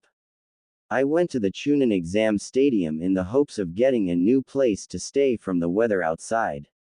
I didn't find a base. I found a graveyard. Kiba and Bushy Brow are gone like the others. I saw Tyuki Ojisan. He was wrapped in some type of flesh sack. He wasn't the nice old man who always gave me ramen. His body twitched and I saw hundreds, if not thousands, of slithering things beneath his skin. I freed him from his torment. Thanks to him, I also found Ayame Nichan. I don't know what I'll tell her if she asks me about her dad. It doesn't matter to me though. I'll protect her. I swore to Tyuki Oji that I would. I saved her from the lower levels, but I was attacked by something down there. It laid in the darkness. I think it was hunting me ever since I stepped down there. Don't go to the stadium. Something crazy lurks down there. I barely made it out with Ayame Nichan. I passed out shortly after, but I somehow made it hope. I guess Kami hasn't forsaken me yet. I'll be getting supplies tomorrow. Naruto yawned as he scribbled on his journal. The flames of the candle illuminated his blonde hair. A blast of lightning and a crash of thunder shook his house. He steadied his breathing. The hours rolled by. The Kyuubi Jinchuriki closed his journal and placed it somewhere safe. He then exhausted himself with doing some basic exercises. End of the world or not, he had to be strong to face it. The exercises tired him out and Naruto set up a chair with a pillow and covers. He fell asleep from the sounds of coming rain. Next morning, Naruto stretched himself awake. His body felt rather stiff from the chair he slept in. The first thing he did was grab the medicine on his table and head into the bedroom. He slowly opened the door. Ayame had turned over in the futon and Kurenai remained the same. He checked Kurenai again. The blonde smiled. No fever. He walked out of the room and into the bathroom. With a wet towel, he washed Kurenai's body again. Honestly, she sweated quite a bit for having done no strenuous activity. Perhaps he should have been thankful that Ayame wasn't awake to see this as well. Once that was done, Naruto grabbed some food and munched on it. He kissed Kurenai and fed her breakfast. While he let her stomach digest her food, he turned to Ayame. He contemplated giving her a bath as well. She kinda smelled bad, but that wasn't really her fault. A sigh, Naruto decided to do Ayame as well. Now, Naruto didn't know shit about sickness, but Kurenai was starting to get better. If Ayame who came from some dirty place wasn't clean, then wouldn't that affect Kurenai who was still recovering? He thought so anyway. The young genin pulled the covers off Ayame and took off her clothes. Perhaps he should have been more flustered, but he didn't have the time. Plus, it wasn't so bad now. Oh sure, he was still scared to death if they woke up, but what could he do? Damned if he did, damned if he didn't. Naruto took off Ayame's clothes. He gulped. The ramen waitress body wasn't exactly on par with the Jonin's, but she was a true beauty nonetheless. He always thought Ayame was beautiful and cute, but she was way older than him. Plus, he had an interest in Sakura at the time. Well, he still did, but in the face of these two beautiful women, Naruto couldn't deny that Sakura didn't measure up. Still, Ayame Nichan's got some daring underwear, Naruto thought as he gulped again. She was still growing, but her body began to fill out like a proper woman. Dare Naruto say he was happy for the end of the world. If Ayame grew up normally, he'd have to beat all the lechers off with a damn stick to protect the brunette. Her beautiful skin and her flat stomach were a wonder to behold. Her ass and nipples were quite the wonder to look at, and Naruto had to take his mind off of them multiple times. Okay, maybe he wasn't as used to it as he thought. He grabbed the towel and wiped Ayame down. Naturally, he left her lower garments on. He was crazy, not suicidal. He washed her hair and scrubbed her with soap. He was rather surprised that she didn't wake up, but he only attributed that to her tiredness. Ayame groaned, which made him pause. What did I do to deserve this? Naruto screamed to himself before he continued. The Kyuubi Jinchuriki finished washing the ramen waitress and dressed her in new clothes. He placed her clothes with Kurenai's old clothes. He then pulled her covers up to her neck. He then closed the door and left them to their rest. Once his two guests were taken care of, Naruto ate some more and took stock of the inventory he had. He needed more water. The food was still in relative goodness. He could probably pick up more medicine from the other stores in the commercial district. That is, if the buildings hadn't been crushed and destroyed. I guess today I'll go searching for food and water. Tomorrow, I'll do clothes and home stuff. I also need more shinobi tools, but that's a little far, Naruto thought to himself. He picked up some new clothes in his backpack. He then moved out of his home. Before he began his journey, Naruto inspected his house. The roof still looked stable and everything was standing strong. However, he did notice a few more creaks on the lower levels than had been there before. It was nothing to worry about now, but that didn't mean it wouldn't be a worry later. Naruto would have to keep his eyes peeled. So, The last Uzumaki went out again. He quickly noticed it was hotter than it was yesterday. In fact, it was so hot, he actually ran back inside and shed off the coat he was wearing. There was no heavy wind today and the breeze felt nice. He still kept the mask for the blowing sand and dust. The sky was still dark with dust clouds and the putrid color of green and dark yellow, but at least there was nothing else to deter him. He quickly opened his map and grinned. Right on target, he thought as he ran through the remnants of his ruined homeland. The young blonde entered one of the convenience stores that he hadn't looted and began taking all that he could. He opened his backpack and filled it with more convenience snacks such as bentos, bread boxes, chips, bottled water, warm soda, and juice jugs. He ran back to his home and dropped those off in over 5 trips. He also grinned when he found bandages, gauzes, cloth wraps, a few bottles of medicinal alcohol, and some healing ointments. He looted the convenience store for all it was worth. Don't ask him why he took the pots, pans, and other cooking materials. Maybe he could use them or shred them down for scrap. Either way, he thought they were worth something. Once convenience store 1 was looted, Naruto started moving to other places. He picked up some more clothes. Some for himself and others that he thought girls, or women would wear. If Ayame and Kurenai had a problem then they could get their own clothes later. After about 8 trips, Naruto took a break with some water and jerky. He had collected enough food crates, jugs of water, and supplies for the house to at least last another month or 2. Hell, if Ayame and Kurenai stayed asleep then those provisions would last longer. That said, he was beginning to use other rooms for storage. One of the apartment rooms was for clothes. Another was for spare food. Still, he wished he had some help. If one of them awoke then at least that would give him the confidence to go further out. With his break finished, Naruto began his trek through the commercial district of the village. He marked some places on his map for further exploration. He even looted the cash registers of money. Not like they would be needing it now. He also had a mind to go to the Konoha bank and get everything from there if it was still standing. No, Naruto didn't think it right to just rob people blind, but what else was he supposed to do? Hell, all the people who probably used the stuff were dead. Plus, if things continued like this, he, Kurenai, and Ayame might have to move from Konoha. He didn't know how the rest of the world acted, but he doubted something like money would ever become obsolete.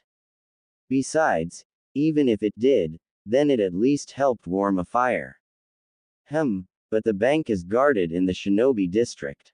Rightfully so, I guess. What should I do now? Naruto thought to himself. After some time, Naruto decided to head back home. He didn't stay there for long. Instead, he grabbed some spare kunai, shuriken, and other shinobi tools before he headed back out. Naruto made sure to give Kurenai her medicine before he went back out. He'd have to find some more. Her vial was getting low. Luckily, he discovered a lot in his last outing. Anyway, Naruto found a secluded part of the village not too far from his home. For the next 3 hours, he trained his body. He threw kunai and shuriken and practiced the many techniques he had learned while he was in the academy. He trained hard. The images of Tsuki's body remained fresh in his mind. The corrupted air filled his lungs. Sweat poured down his face. Naruto wasn't sure how long he punched the side of a wall. He only saw the cracks he left in it. Tsuki, Kiba, Lee. How many others ended up like them? When he was done, Naruto took another breath. He was tired and he didn't feel like staying out anymore. However, he still had something he wished to try. It had been a few days since he had done this. The Kyuubi Jinchuriki clenched his fists. He knew this was going to hurt, but he was pretty damn determined. He relaxed his mind. He inhaled and exhaled. The young genin then called forth his chakra. Ah! Naruto screamed in pain as his body burned like it had been set on fire. Nevertheless, the young man had been expecting this. He slammed his hands together and forcefully pushed as hard as he could. Please, even a minuscule amount was enough. The pain would be worth it. Veins lined Naruto's arms, legs, and face. He felt like his body was being ripped into thousands of pieces. The veins glowed with an eerie, almost unnatural color that the Kyuubi Jinchuriki couldn't see. He closed his eyes from the sheer amounts of agony rushing through his body. His breathing felt short. His throat burned. His lungs felt like they might explode. His heart was gonna burst. Yet, he never stopped. He endured the pain. He endured the pressure. The gravel and dirt beneath his feet began to crack. Acid green energy poured out from his skin. Unlike normal chakra, this wasn't blue. This power. It hurt, but it felt like nothing he experienced before. His very body was feeding off the resonating new power in his chakra pathway system. The green chakra circled through his body. From the toes of his feet to the skull in his head, there was no place it didn't touch. It seeped into his bones, his muscles, his stomach, his heart, and any place it could reach. By the time it was done, Naruto wondered if he was going to die. Slowly, the Kyuubi Jinchuriki stopped. He fell to his knees. His hands kept him from falling into the dirt. Blood dripped from the side of his mouth and his entire body felt like crumbled dust. What was that? Naruto thought. While the blonde genin caught his breath, he slowly stood to his feet. Every inch of his body cried out in pain. He slowly limped back home. That's it. Change of plans. Tomorrow was a day off.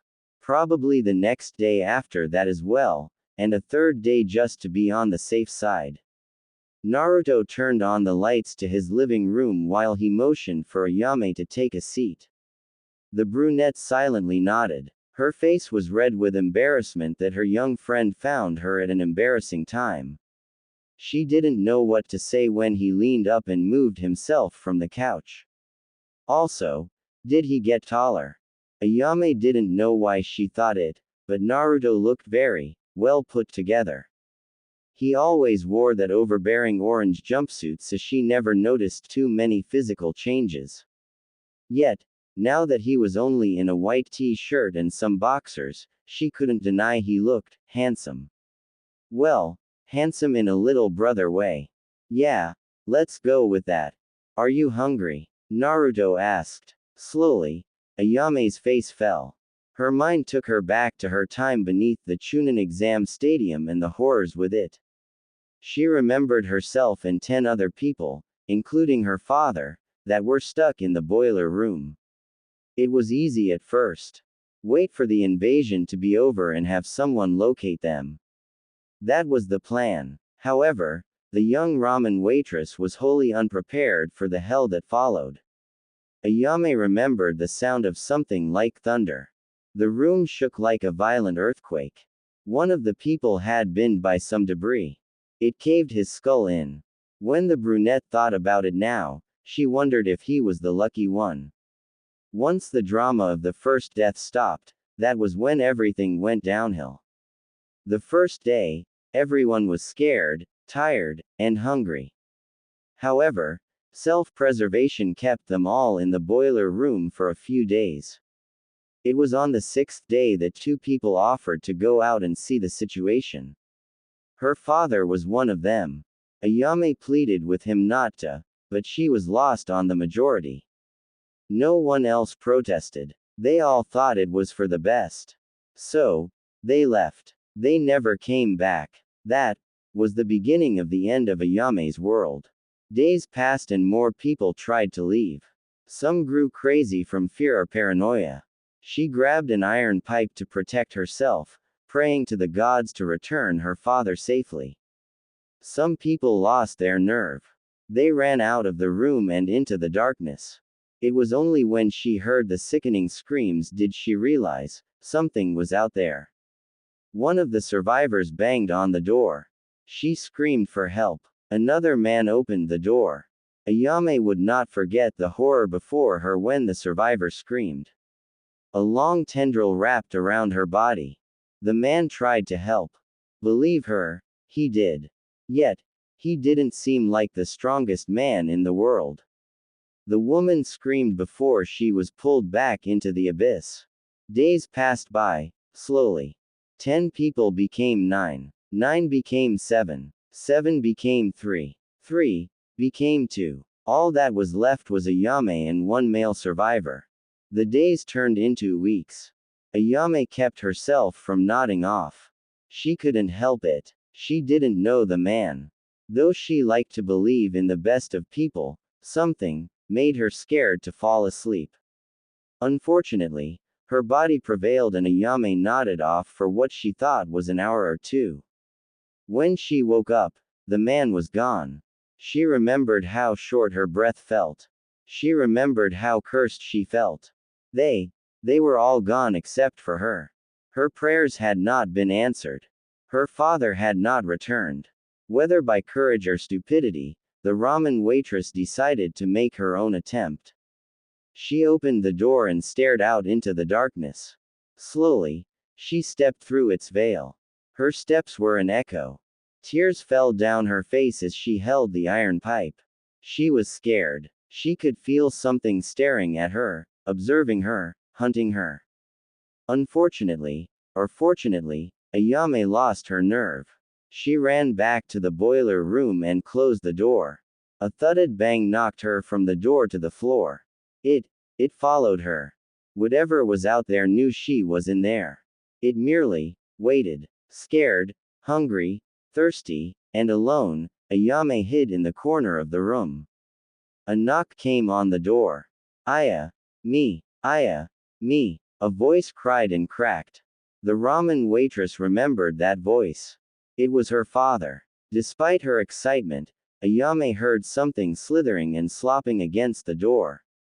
Ah, Ayame. The voice groaned. She peered from the bottom of the door slit.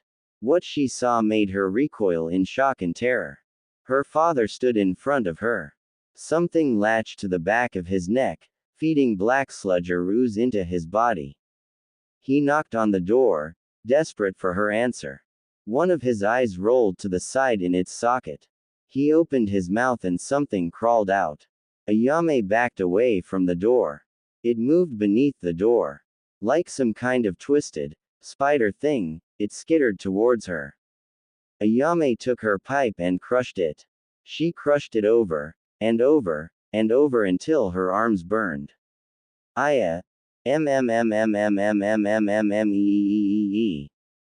voice groaned. Her father was gone. Ayame tried not to sob and make noise. She held in her grief. She then retreated back to the boiler room. There, she hid. The voice went away and it left her alone.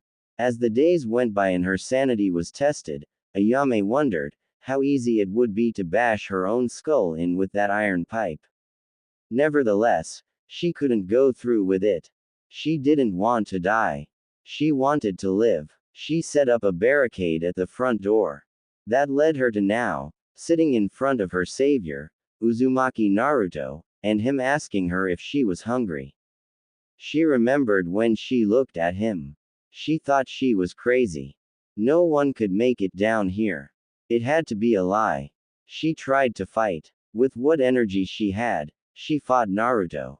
She could feel bad about it now, but that wasn't the case then. It was only when the blonde caught her pipe that she cried. What was the use? She couldn't take it. Everything was shit. Everything turned to shit. If she was going to die, then. Ayame didn't remember the rest. She guessed she passed out because she woke up in Naruto's apartment. She noticed her old clothes were in some dirty clothes hamper. She walked through the room slowly, terrified of the dark. That was until she noticed Naruto's sleeping form.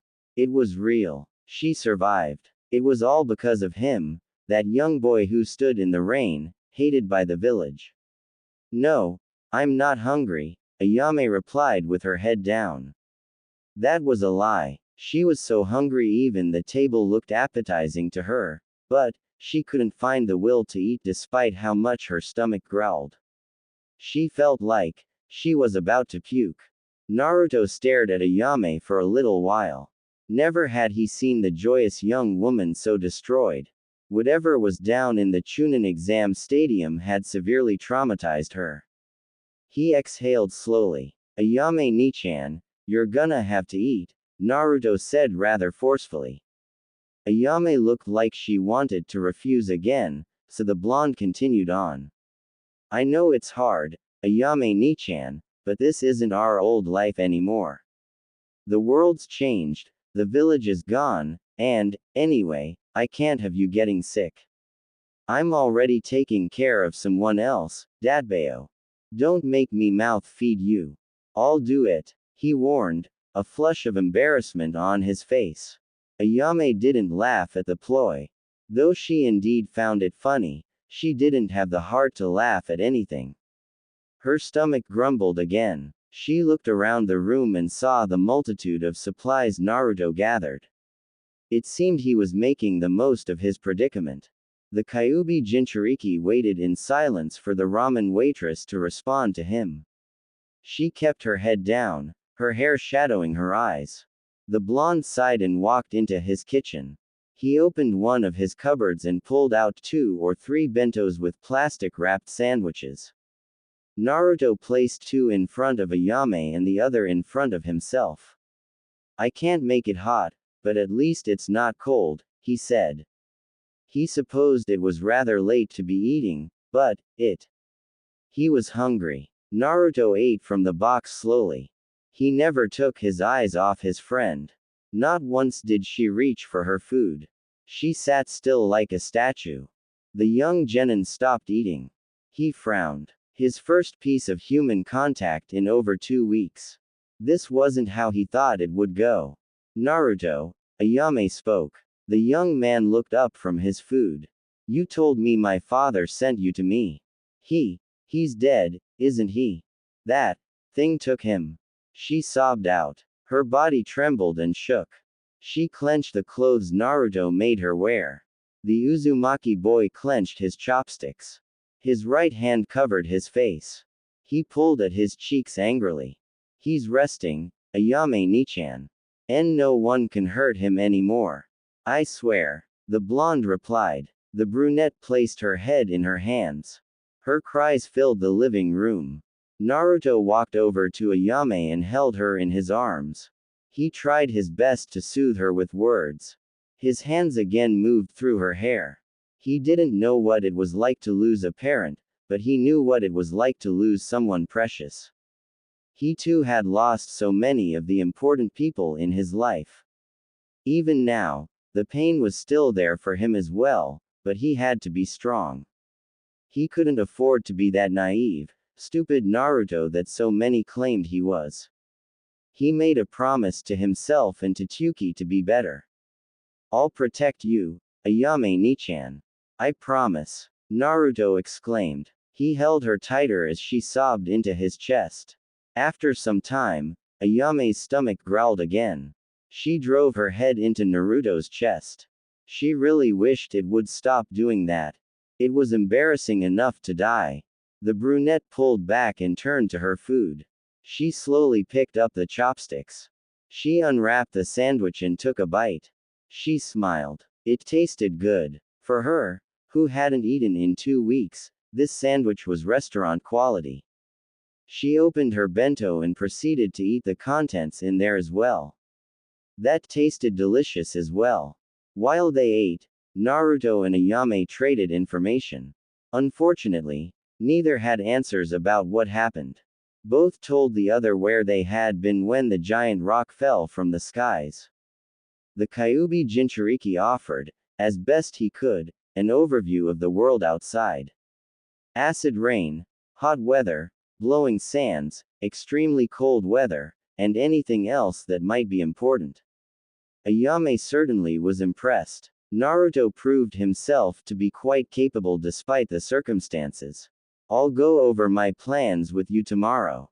Now that you're awake, That opens up some options for me, Naruto stated. He was already thinking of the advantages to having someone else conscious in the room. Alright, I'd like that. And, thanks for saving me, Naruto-kun, the young woman replied. Naruto scratched his cheek and chuckled. Why yeah, no problem, he said as he continued to eat. By the time they were done, the blonde gawked when he saw Ayame finish 5 bento lunches and 3 more plastic-wrapped sandwiches. Where the hell did she put all of that? Thankfully, Ayame had the decency to look sheepish about it. After that, they retired to bed. Naruto turned out the lights and moved back to the couch. With a full stomach, he fell back asleep. About an hour or two later, he was slowly shaken awake. He opened his eyes. What's wrong, Ayame-ni-chan? The Kyuubi Jinchuriki asked. Naruto-kun, would you please, stay with me tonight? I can't sleep, she said. The blonde was going to protest, but he felt a shiver in her hand. He also noticed the sweat on her face. Though it was dark, he wondered why he could see her so clearly. Her eyes darted around the room frantically. She was scared of the dark.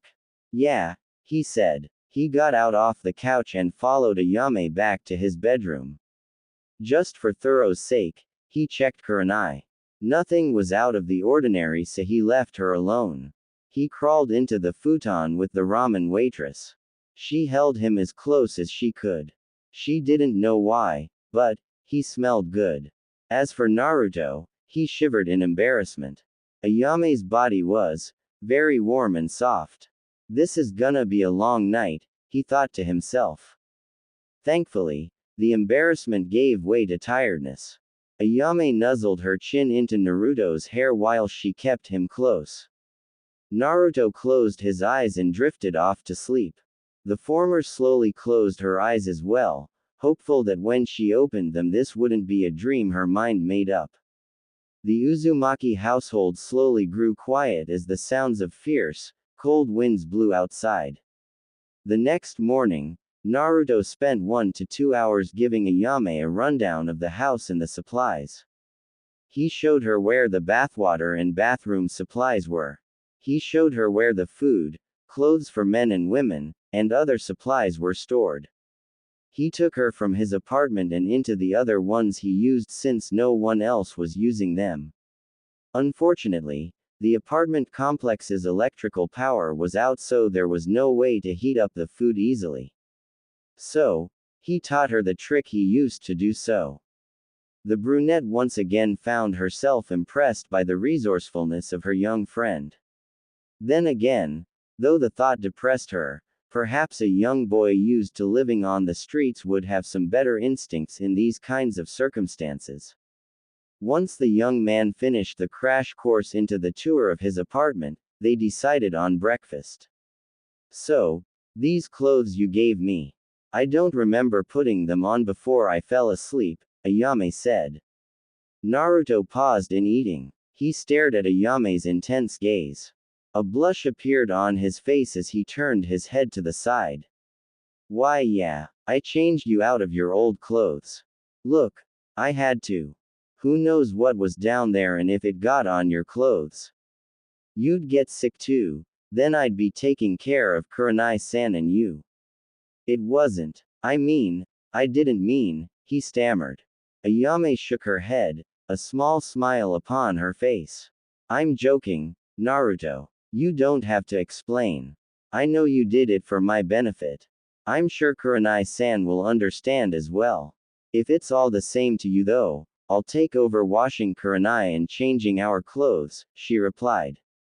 The young Uzumaki breathed easy. He quickly nodded. He had already seen enough nudity to last the rest of his life. Especially from 2 beautiful women like these. Why yeah, you do that. Actually, with that being the case now, I want to go over some things with you, he said seriously. The Ichiraku waitress took note of his gaze and agreed. She continued eating while Naruto pulled out his map. He laid it across the table. Ayame stared at the map. She looked at the many markings the whiskered blonde made on it. All the locations he had been to were listed with some kind of label. Food. Come back later. More water. Base. He's very thorough. More than I thought, Ayame said to herself. Her eyes moved to the right and she noticed the large X across the Chunin exam stadium. A shiver ran through her spine. A prayer to the gods above. She hoped she would never need a reason to go back there. Mostly, I've kept to these areas. I tried to stay close to Kurenai-san since I was the only one looking after her. The Chunin exam stadium was the furthest I ever went. There's still a lot of places in the village I haven't gotten to yet and looted. Most of the civilian districts Naruto didn't finish. By this point, Ayame knew where he was going with this. I see. Now that I'm awake, you're confident to be out longer. Do you really have to be though? We have enough right here, she claimed. Naruto sighed sadly. Nothing lasts forever, Ayame Nichan. Everything we've got here is bound to expire eventually. Plus, my apartment isn't stable. There's gonna come a day where even it's gonna crash to the ground like other buildings. I've got to find us someplace else before that happens. That was why I came to the Chunin exam stadium in the first place. Now that that's not an option, we'll have to look somewhere else. We might even have to leave Konoha, he replied. Though she desired to protest, Ayame knew Naruto was right. Though shocked that he would think of deserting the place he called home, she couldn't fault him for the thought. Each time she looked outside, it hammered into her head that her village had become a vessel of the Shinigami. Death and desolation laid everywhere. Ayame had seen the bodies. She saw what Naruto saw, the numerous corpses and bones carried off by the wind. Ravenous tornadoes blew in the distance while lightning struck the ground and trees, creating fires wherever there was wood. The same things, Ayame mumbled. Huh? Naruto asked. The ramen waitress trembled. You're saying almost the same things my dad said, Naruto. He left and didn't come back. What if you don't come back either? What if there's more of those things out there? Everyone's dead. If you die too, then I can't, Ayame replied. Suddenly, the ramen waitress stopped. Naruto's hand rested on her shoulder. She stared up at him. His blue eyes stared into her dark ones. All right then, let's make a deal, Ayame Nichan, Naruto said. The ramen waitress blinked. A deal? She asked. Naruto nodded. Give me a reason to make it back alive, Dadbao. When I come back home I want you to say, welcome home, to me. No one's ever said that to me before. I'll make sure not to die if I get to hear those words, he answered. Despite the sadness running through her, Ayame couldn't help but smile. All right, it's a deal, she said. Once that was concluded, Naruto said that he would spend the next 2 days at home. He called it a break for himself. Naturally, Ayame held no reservations against it. So, Naruto continued to make plans for those 2 days while Ayame took over as Kurenai's caretaker. She would update the blonde on the Jonin's progress. Additionally, Naruto had also been designated as Ayame's security blanket, so to speak. Her own words, not his. One night, Ayame woke up in a violent scream which caused Naruto to bulldoze into the room. Since then, Naruto became the young woman's official bed partner. Indeed, it took some getting used to for both, but it was either this or a nighttime of screaming.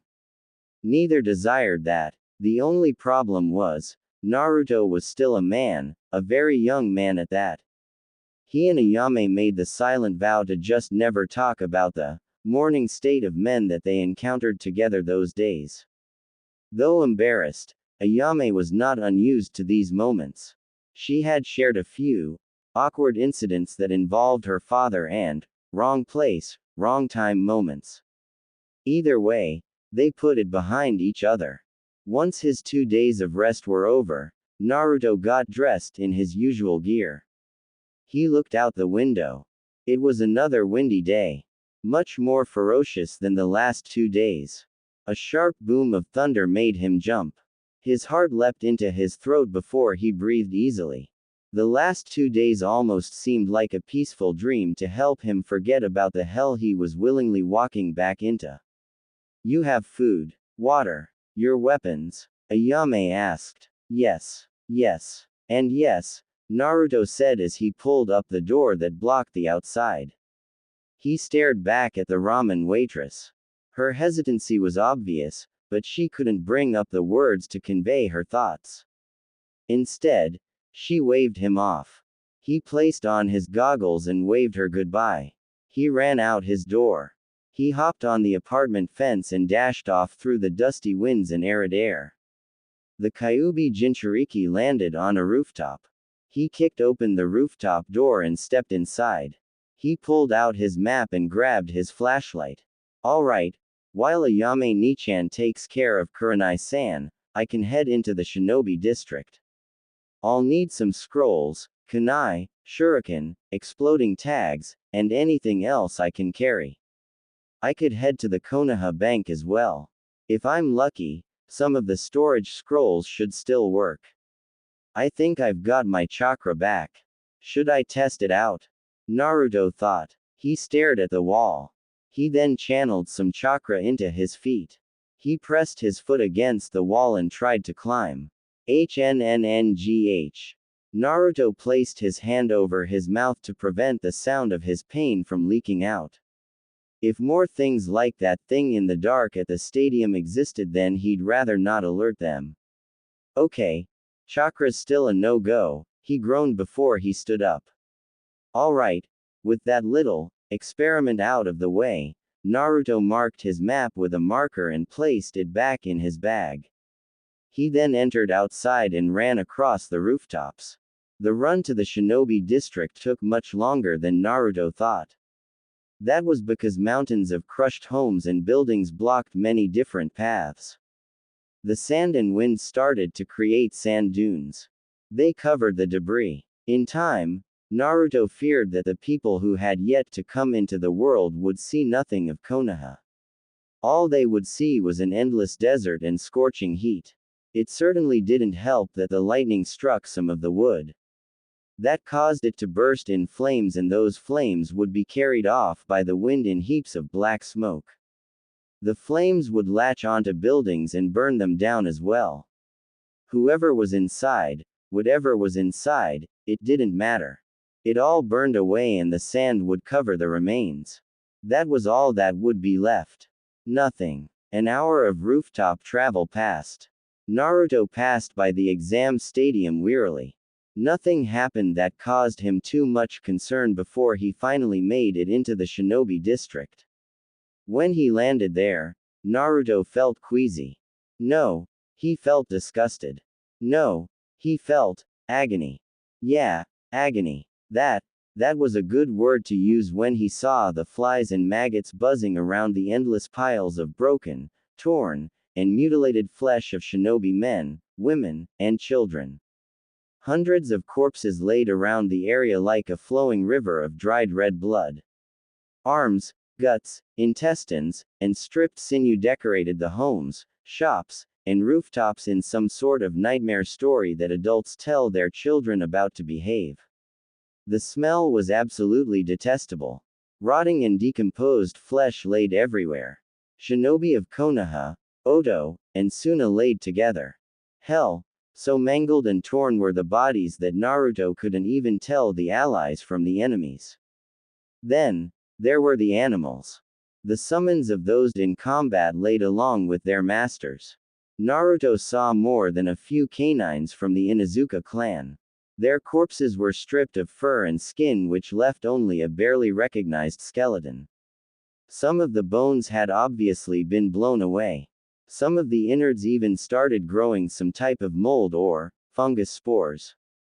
Weird, creepy plants started growing from the carnage in front of him.